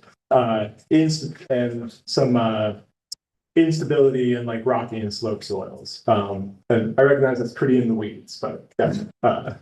Unintentionally? Oh, sorry. Sorry, I don't get out much anymore, sorry. I set myself up for that kind of thing a lot, being in the tree biz. Last update that's on this version of the draft ordinance is a exemption for tree removals that are done as part of a forest management or what's otherwise known as forest stand improvement projects. We do have large parcels of wooded land within the city of Kingston that's owned either privately, sometimes they're groups that are like land trusts, and then of course the city has recently purchased large tracts of land as well for conservation protection to avoid the tree ordinance from creating complications with that, where the ecological management and forest stand improvement projects would be both a net benefit to the ecological and conservation values of that land, which is then a net benefit to the community. Exemptions are there to not create hangups and red tape and potential negative impacts to those practices. So those are the 6 added updates to this draft ordinance. I think maybe I'll pause there and see if the commission has any questions for me. Yeah, and For the third bullet, so that, which I'm completely in favor, I think that's a great idea, putting the funds into a separate account Mhm. and using it for tree planting maintenance. yeah, This process though, does it have, are we using staff or resources that we're gonna be losing? Like, should some of that money go to, I don't know, your department or DPW's department, wherever, like, are we going to take a hit by not being able to refill that, or is that not really a lot of city's money being spent anyway? yeah. Can you help me with the not refilling it part so I can better understand? So to get a landowner to remove a tree, right? What are the city resources that we are using? And would that be a financial hit? That's what I'm talking about. Sure. To us, so that when we require this money to go into tree planting maintenance, that we can't refill that bucket a little bit? Or if there is nothing that we're really taking or it's not significant, because I, like I said, I'm supportive Yeah, of yeah. the idea, I just don't want like any certain department to. Right. That makes sense. Okay. Yeah. So how are there some guardrails around this kind of tree fund sort of thing? I'm curious if like the language, which is currently around like tree planting and tree work, but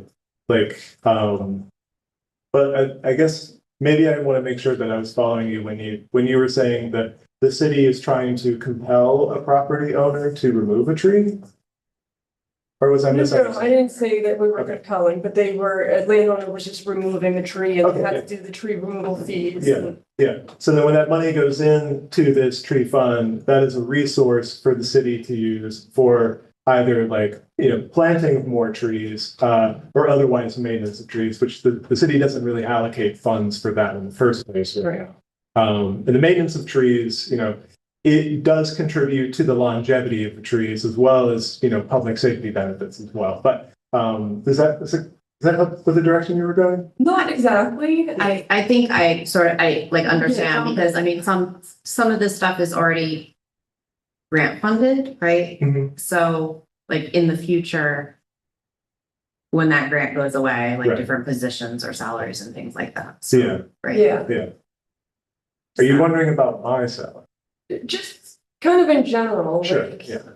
But I guess, yes, that was definitely one of the, Yeah, because the language is around like tree planting and tree maintenance, I think it would be a little bit of a stretch to try to have those funds be allocated to say like my salary per se, maybe there's like a long way to get to that kind of, but I would probably, if that's something the city is interested in doing, which I'm not saying that's what you're saying, but maybe that's like a future amendment to this. I would much prefer this funding source to go to the maintenance of the trees, which is how I would interpret the language. well, that's how I was interpreting it. So yeah, I just yeah. wasn't sure if there were going to be future ramifications. Yeah, that's always a question. I think I'd be more interested in like waiting for that moment to come up. Yep. But Yeah, because if there's no immediate ramifications Yeah, that you see, and yeah, that's, exactly. and that's what I was kind of asking, if there were any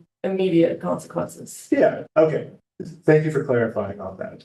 There would not be an immediate one on this. When it comes to my salary specifically, even with all the uncertainty that happened back at the beginning of the year with federal funds, and if anyone else is not clear, my position is funded by a USDA grant.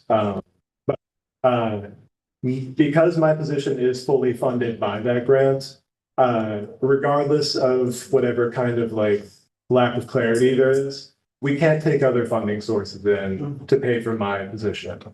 Because we already have a signed contract that my position is paid for by the USDA, and that'll run through 2030.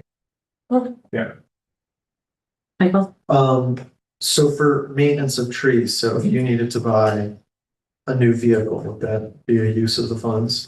No, I don't think that would count either. It would be arguable, like for my purposes, how like a vehicle would contribute to the maintenance of the trees. I mean, the city does through the DPW have a tree maintenance technician who then has, you know, a utility vehicle that person uses. But this funding source would be more towards, you know, the language keeps it like pretty bare bones, but for projects that are like directly tree maintenance. And where the city is right now, there's not a compelling need for like additional like vehicles and equipment. So yeah, but this fund's gonna exist for That is true, yeah. through a lifespan of a vehicle. Yeah. That might actually be a good time, like, if we get to that point in the future of visiting this tree bank, where, you know, that, because, for like either myself, DPW, something like that, to access those funds would be a process in the first place, but I think would catch those situations. Whereas instead of just being an open pot of money that we're grabbing from. Does that work? Does that make sense for you? Yes. Okay. Right.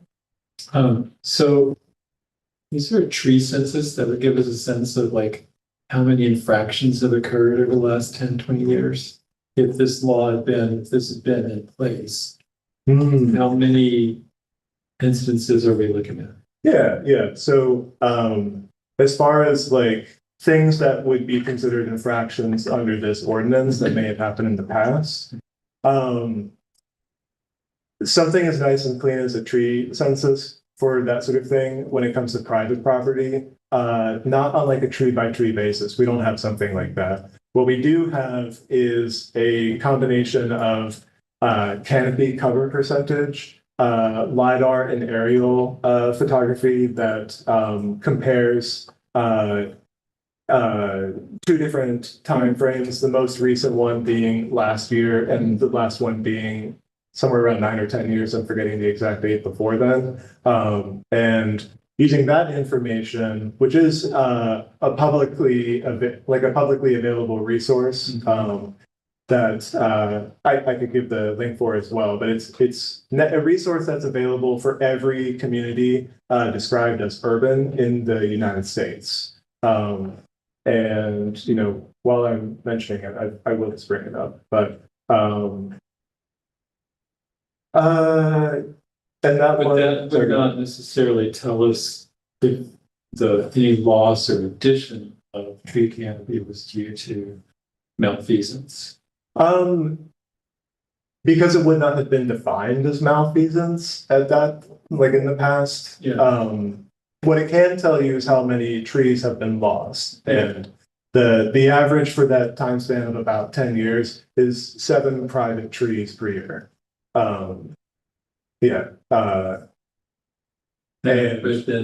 that doesn't account for what trees have been in place.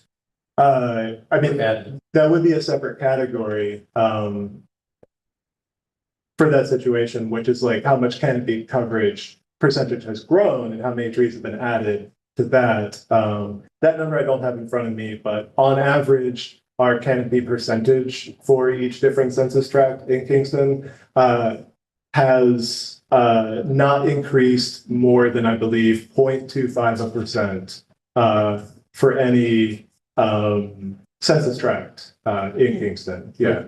According to the, LiDAR data, made by the US Forest Service and given as a public resource.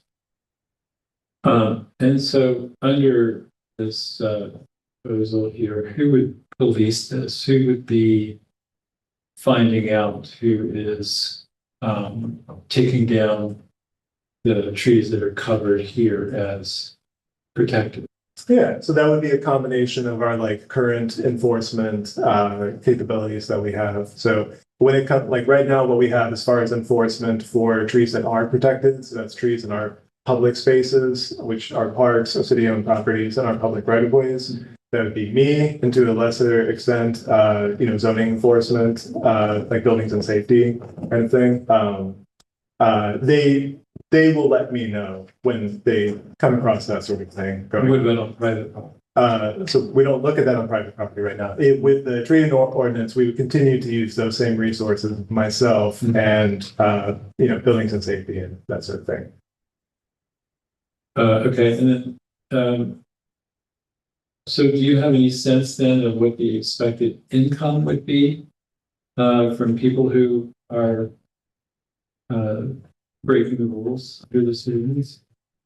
What my hope would actually be is that through the process of having a preservation ordinance and a permit process in order to remove private trees, that I would have the opportunity to speak with private property owners to first find out, like, is the removal of the tree really imperative for like what their project is? Like, from my experience working as a consulting arborist for municipalities that have preservation ordinances, that's usually the case. It's more of a preemptive thinking that the tree has to be removed. But in the instances where, yeah, there's not a way to retain the tree for whatever given project is,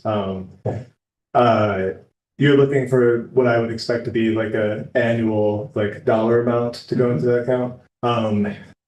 Pretty hard for me to like guess at a number on that.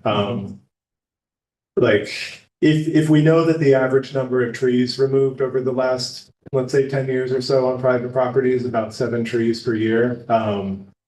Yeah, I wouldn't want to try to estimate at that because there would be no way for me to account for like did those trees fall in any of the many exemptions that are in the tree ordinance as well, being like various invasive species or undesirable species. Are the trees like dead?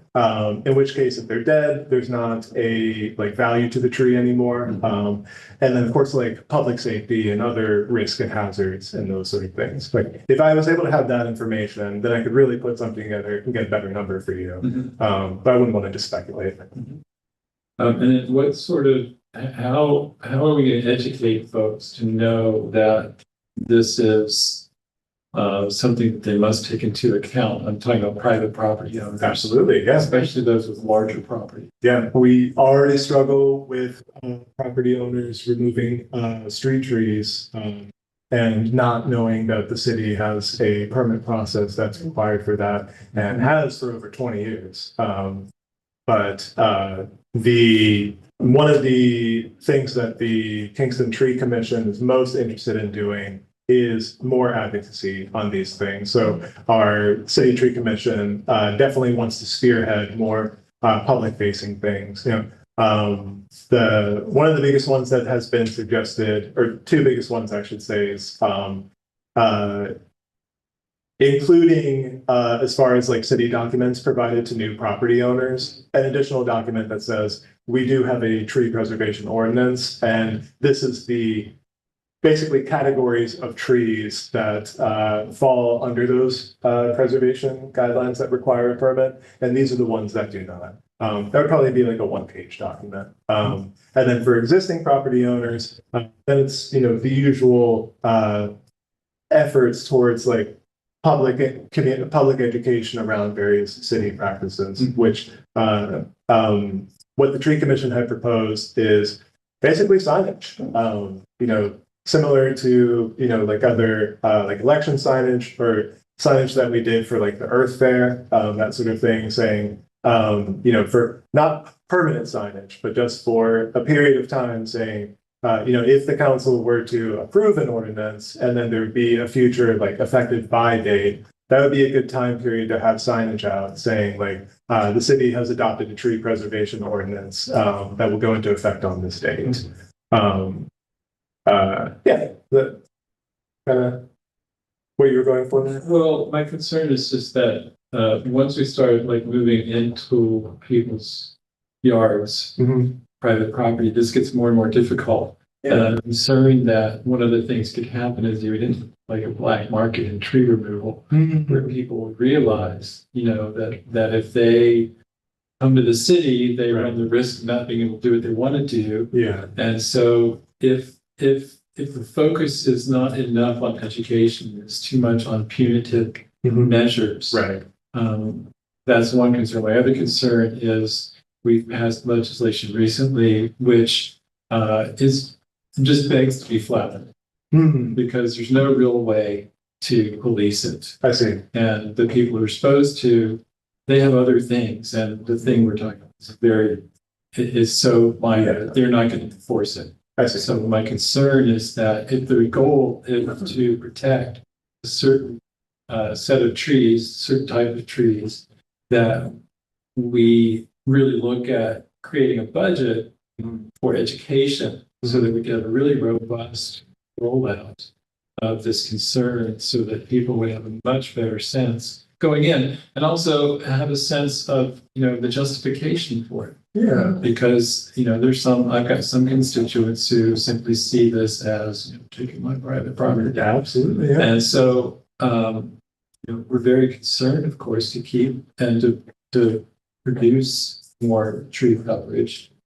But It's only growing in we want importance. to do it in a way that works with people as Right. opposed to against them. Yeah, I'm actually so glad you put it that way because I'm in complete alignment. Like, my real desire is, take the already like tree positive community that we have to then offer more resources around the value of preserving canopy.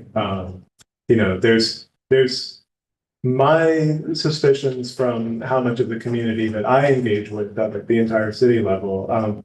We do have a substantial number of community members that talk to me about either already assuming that they need to get permits for tree work on their private property, or they're disheartened by tree removals that have happened on their neighbor's property. My suspicion is that the majority of Kingston property owners would welcome this additional like public education possibilities. Specifically to talk about like the reason for retaining these trees is because of community benefits. I'll spare you all my usual unscrolling the list of all the community benefits. And where I want this preservation ordinance to not fall on is, the moments where a property owner is unwilling to consider the needs of the community and whatever sort of regulations might be in place to have a process that accounts for the lost value of that tree, as opposed to it just being a purely punitive measure that is disconnected from the value of the tree itself. What we currently experience as far as like fees with unpermitted removal of like street trees, for example, is I still deal with property owners, even with the new $1,250 fee of, well, if it cost me $8,000 to remove this tree in the first place, what's another $1,250? And now I don't have to deal with your permit. Yeah. Whereas if we're actually able to think about the value of the tree, both as far as like what it would take to replace that tree, and by that it's replacing the benefits that that tree provides. Probably the best tool that we have, which is kind of what I've been talking about a little bit already, for how do we know when a private tree has been removed if we don't have, like a tree team out there like patrolling every day, is this LiDAR data, which is accurate down to the point of being able to tell the difference between a 6-foot newly planted tree and a shrub. Yeah. It's an incredible resource and I'm thrilled to have it. And everyone else I know who works in urban forestry, like this was a mind-blowing addition to our tool set that we have. I really, really hope that the Forest Service continues to have funds moving forward to keep updating this map with additional years of LiDAR imagery. Yeah, go ahead. I'm gonna kind of piggyback on Brenny because one of his concerns was my concern is the public education aspect of this, because I know, like we said, over 20 people here at the public hearing, and that's good for a public hearing, but we have 24,000 people here. And the people that you engage with are likely people who are comfortable engaging with city government, which is not representative. So my concern is more of everybody else. That makes perfect sense. Yeah. And one thing that you said, like the usual efforts of education, I don't think is enough for something this big, because first of all, I don't think City of Kingston's usual efforts for education around things is good enough. Come on, free lawn signs to improve our traffic safety. And the signs, like, I just don't think that's enough. So I think something that's going to affect people's private property and in a way that's going to upset a lot of people, I think has to, and because, I mean, I think this is really good and this is a good thing to do, but I think we need to find, we need to find ways that are going to educate, that are going to be able to answer the question why. Right. And signs aren't going to do that. I agree with you. It makes me feel a little embarrassed that I didn't bring up probably the main thing that we do right now to help with education around like permitting process for our street trees, which is going straight to the source, which is the tree companies. Like right now, we put out annual letters to every tree company that we have on file. And it's a pretty hefty spreadsheet that only grows every month because, you know, this ranges everywhere from like established like nationwide companies to the usual, to the, you know, 2 guys in a truck setup, right? Where we reach out to all of them annually to remind them of the permit process. I'm curious what the council also thinks about that as like part of this strategy of like, if I'm a property owner who does not know that there is this permit process on private property, and I reach out to a tree company that, you know, quite a lot of them we are currently reaching out to annually already, that tree company then also knows. There is, I can see it in some of y'all's head that like there's a limitation in that as well. Yeah. I think that could be one of the efforts. I think this just there has to be many prongs. Completely. I know I'm making their job a little harder, or the tree developer's going to do this, but I just think I mean, I think it really is important, Randy was really touching on it, is that we have to be able to explain why. Right. Why are we doing this? Yeah. Because we still won't get everybody on board, but I think the benefits of this are so clear to maybe us around the table, but they're not. But I think people could get on board with it if they're able to hear the why, and signs aren't going to do that. I agree. And the other thing is kind of in line with education. I would like to see if we pass this sometime in the next couple months, to have that time period where it wouldn't go into effect so that we have the education time, but then maybe even after that time period where we have warnings instead of like actual, because we do this with snow emergency every year. The first one is typically warnings. City of Albany just did this for the school zones, the cameras that we're gonna get. They sent out, you would get a ticket, but it would be a postcard that says, hey, you would have gotten a ticket because you were speeding. So next time, whatever the date, this is when you'll actually get a ticket. Something like, I don't know if that doesn't. I'm interested in that idea. The limitation is, what does a repeat offender in removing trees look like? Yeah. True. Yeah. As far as like, I agree with you about the education, and I actually talked to Brett about like board meeting, right? So it's like, I think everybody should have a board meeting where you're like really drilling down into your board and getting people to come and engage around, you know, this proposed ordinance. So Yeah, it's a big deal. Yeah, It's a I big- agree. it's a big deal. I agree. And to be clear, when I said what does a repeat tree removal offender look like, it's that most people only do it one time. Yeah. Right, no, I totally get it. It is, and I probably should have used a different Yeah. metaphor than the speed limit, but Yeah. Let's see that guy. For some people who are lucky enough to have like really big properties, maybe there is multiple times where they remove, but you know, I think a lot of residents in Kingston own property, it's like they got one tree in their backyard.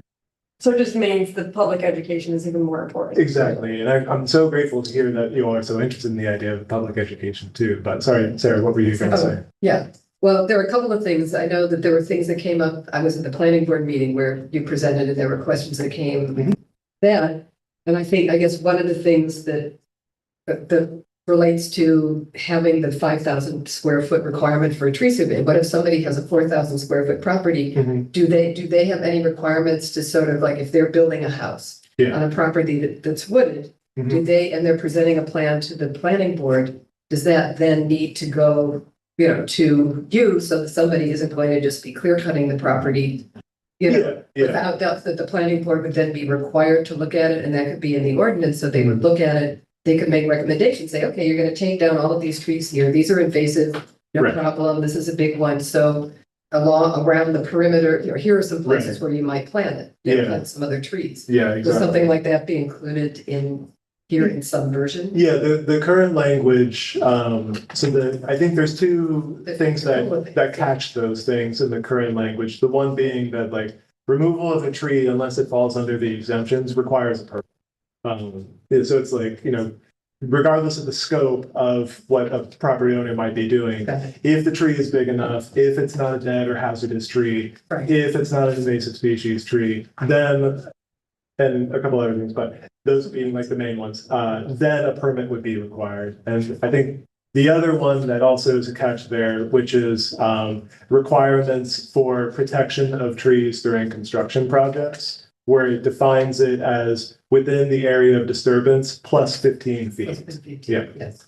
So it's like when a project is going to have an area of disturbance that's being submitted, and that's the point right there that you were making of it's on something that's under 5,000 square feet. Right. I think it catches it there as well. Okay, and this would be, and people would be informed of this. Say you're coming in, you're new to the city, you buy a wooded property, you're going to build a house. When would you be informed that you need to get a permit? Yeah, Would that be the planning, would that be part of the education process? Would that be the planning board that would hand out that you're getting ready to build something, you should know that, something like that? yeah, I think that's probably the best way to go about it, which is like informing at the time of like the purchase of property and also informing at the time of like filing permits for that kind of project. How would we, I don't know that we inform property owners of anything at time of purchase even I now. don't think we do it. Yeah, I mean, there's so many Yeah. people that Yeah. don't know that they're responsible for the street trees or the sidewalks. Yeah. Still murky. So, yeah, No, yeah. Maybe this is a bigger question then. Yeah. That is the big. Not to poke that there. Sarah.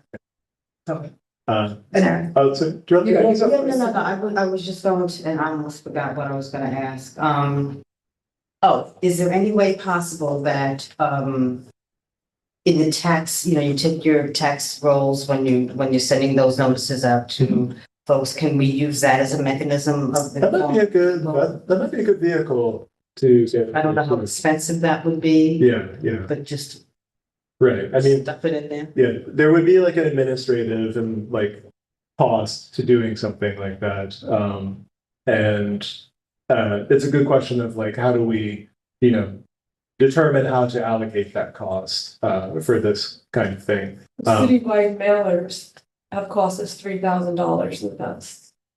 Say that again, the Citywide mailers have cost us $3,000 in the past. Yeah, I think that's a really good number to know for this sort of situation too.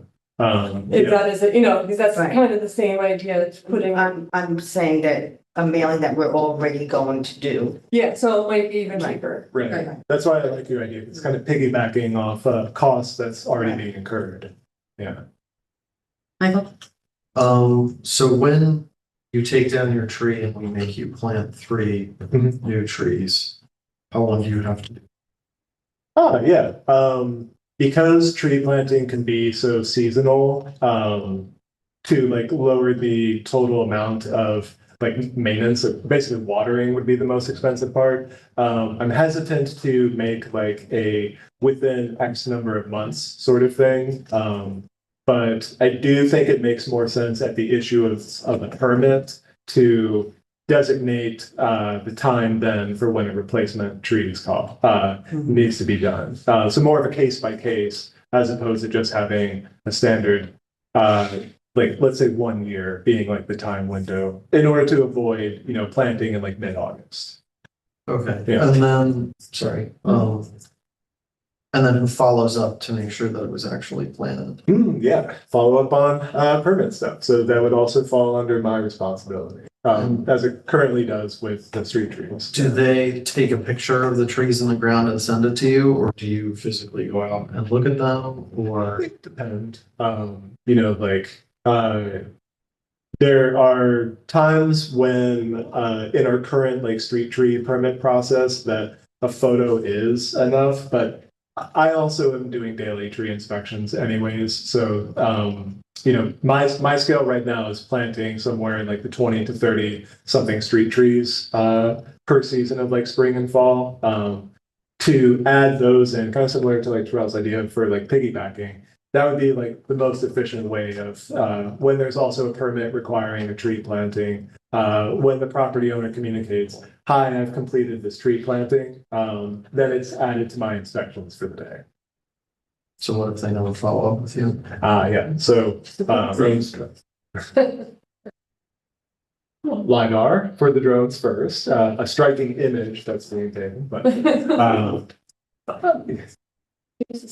yeah, trying to recover on it. But I think that's a good question actually, which is like what happens if they don't follow up on it, right?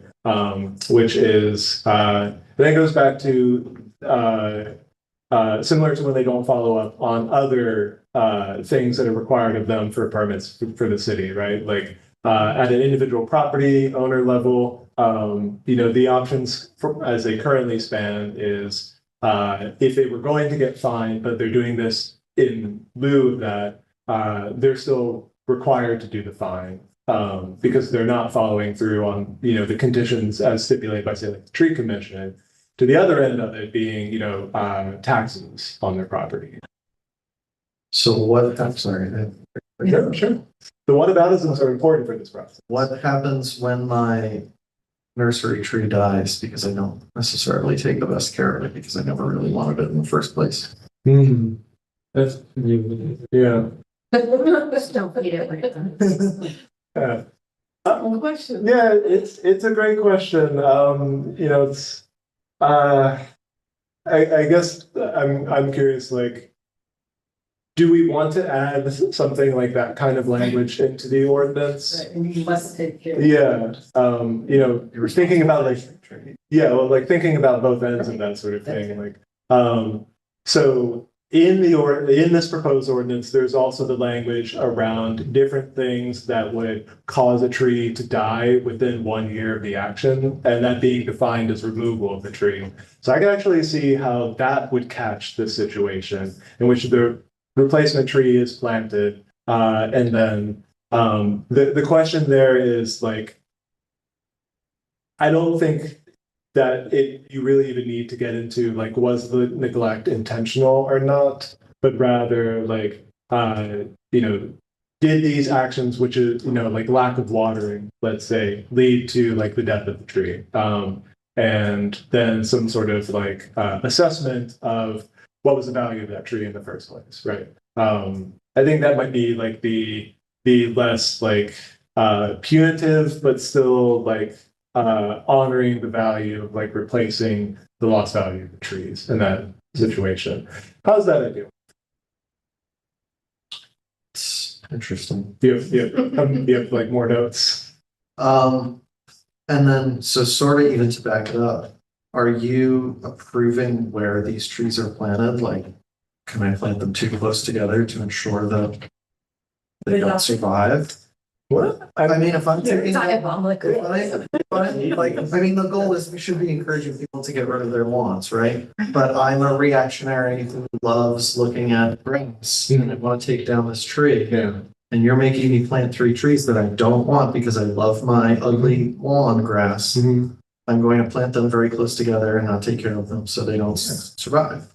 Arguably, they would actually probably survive better being planted close together. But like real close. Yeah. But, well, I mean, you'd like to go on a walk in the woods. I can show you where a squirrel put 2 different That's nut species and they're happily growing next to each other. But to not get in the weeds too much about this sort of thing, you know, I think, I'm not interested in, and it's a question if then, like me, that's just me saying personally, but the question is like, should the ordinance get to that level of specificity with like what people are doing in their private property? And is that in the spirit of preserving like the benefits that trees provide to the community?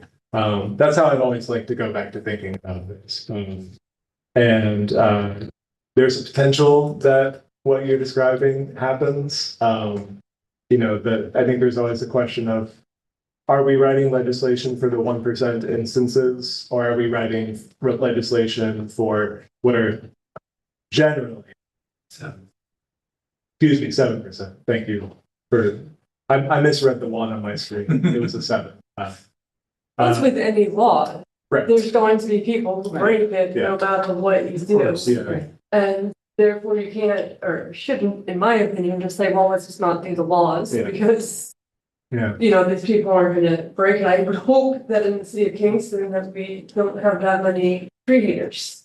And hopefully through this education thing that I'm so encouraged by hearing you all being interested in, like it, you know, as much as we can help people in the process of valuing like what ecological resiliency does for a community, that it would assist that potential like ne'er-do-well who's planting their 2, you know, a white oak and a dogwood in the same hole with each other. But Michelle, you were Yeah, so I think that also one of the changes that you wanted to address, but we can't yet, right, is about the appeal process and the board. Yes. Yeah. That's probably a good thing to, you know, end this part on, which is, absolutely there's like a need for, recognition for when there are instances that, the total replacement value of a tree is a significant financial burden on a property owner who may not have the means to, be able to do that full replacement value, right? And so there are a lot, like tree laws is a very hot topic right now, specifically when it comes to like tree preservation ordinances, and some standings right now really put some guardrails on like different strategies to alleviate pressures for different like groups of people, where there has been some legal upholdings in favor of those that have removed trees after like a community that already has a preservation ordinance, trying to enforce it based on grounds of like discrimination, say like if they made specific rules for developers versus single property owners, or even to make rules that are specific to different kind of property zonings as well. And what has actually held up pretty well is you know, kind of like what we were talking about, of like how do we keep language both simple but applicable, which is basically a clause that creates a body that hears appeals on these things and considers it. So language that I really want to put into this ordinance is something along the lines of, you know, upon appeal of a assessment of, you know, an appeal application, a hearing body, which there's some talk about what that hearing body should be, may upon good cause shown, modify or reduce the tree replacement rates, you know, for situations where it's an undue burden onto the property owner. This really comes up to something that I've heard from like different committees and also members of the public, which is the idea of government taking under the Fifth Amendment, where while we recognize that the trees do have value, how much of the replacement of that value, which is a community benefit, is being put onto a single property owner. And I think through that lens, having an appeal process that a body, which would not be me, and I think it makes sense that it's not me because I would be a biased person doing that sort of thing, but an independent body to review those appeals under that specific lens. The first idea for this, which seems like there's a lot of complications to this, / it might not be like legally feasible, is like right now we have the Zoning Board of Appeals to hear for variances and other appeals, that sort of thing. The state law, which not so helpful with offering when we were batting this idea around, really kind of focuses the Zoning Board of Appeals to hearing things that are in regards to the form-based code as like a state mandate. A question is like, should the council decide to pass a tree preservation ordinance, there would be some amendments that need to be done to the form-based code, where the form-based code already has some like tree legislation language in it to equalize those two documents. So is there a world in which within the form-based code, there is like some language with regards to like zoning and permits and that sort of thing, that then gives the Zoning Board of Appeals the latitude that they need to hear these sort of things? I'm not sure if that's totally doable. And if it is the case that the state mandate really does prevent us from doing it, then it's the question of like, it doesn't make sense for me or say like the tree commission to be viewing these sort of things. It doesn't make sense for the planning board to be doing these sort of things either, due to like various biases on these sort of things. So are we forming a new committee specifically for the purpose of hearing these appeals? And that's not unprecedented either, you know, with like our historic landmark stuff, you know, we develop these types of groups. I'm expecting the rate of these appeals to be very low, from my experience. So it would be unlikely that this body would even need to meet monthly from my perspective. Have you brought any of this to the zoning workforce group? Not yet, no. Okay. Yeah. Have you got a question? Sarah, I had a question. Oh, sorry. No, and this is sort of related to what you were talking about as far as appeals. I mean, what I hear from constituents, and of course I passed all this on to you, is about the cost burden. Yep. You know, if somebody has a big tree in their yard that's gonna cost them $6,000 to take down, and then they still have to pay another, you know, replacement value to plant new trees, that Right. becomes a real burden, especially on seniors who Correct, have yeah. limited incomes. And so I'm getting calls from people Mhm. who realize they have trees that probably have to come down, and they're concerned about how to pay for it. Just don't have the means to do it. So I think an appeals board Yeah. would be useful, because I'm worried. I mean, that's a lot of the concern that I hear. Yeah. Yeah. And I think that's a very real concern that I not only heard from you, I've You've heard from everybody, Yeah. right? And like what I'm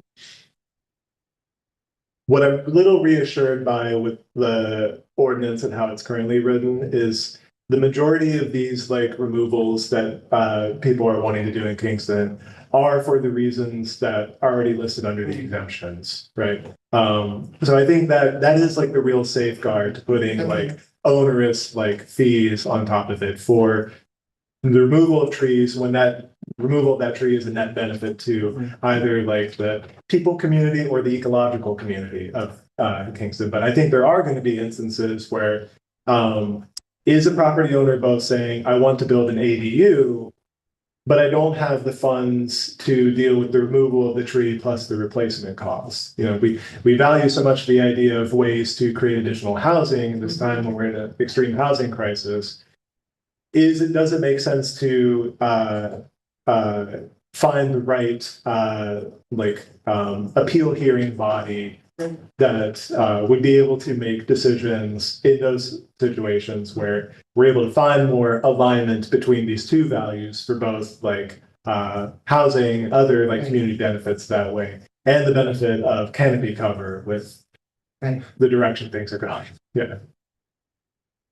Okay. So what's the next step on that then? Yeah, so I think the next step would be, I would love to hear,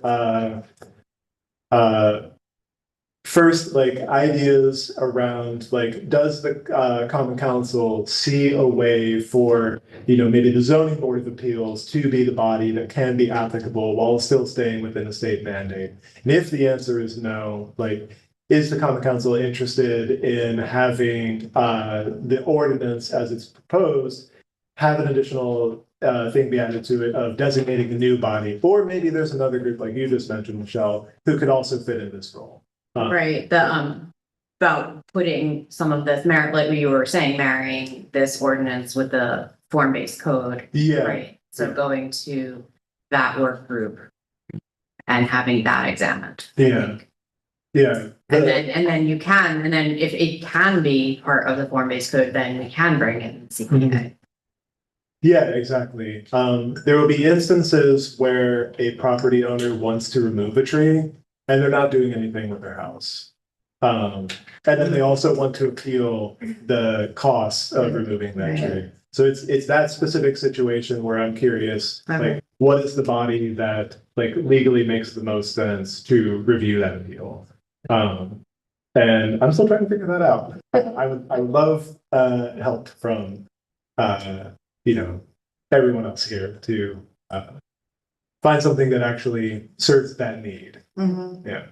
Sorry, go ahead. Thinking the CPC, the body that we just established, CPC, which they are responsible for, Community preservation. yes, community preservation, that fund that was set up. Yeah. But those people have there's a lot of environmentalists on that body. There's a lot of, folks with legal background. I think that might be. That's a really interesting idea. What are they really doing now?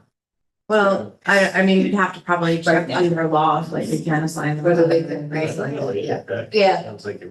Yeah, no, it's interesting. It's presidential. Yeah. Yeah. You all just made my like next week so Yeah. much easier. It's terrible.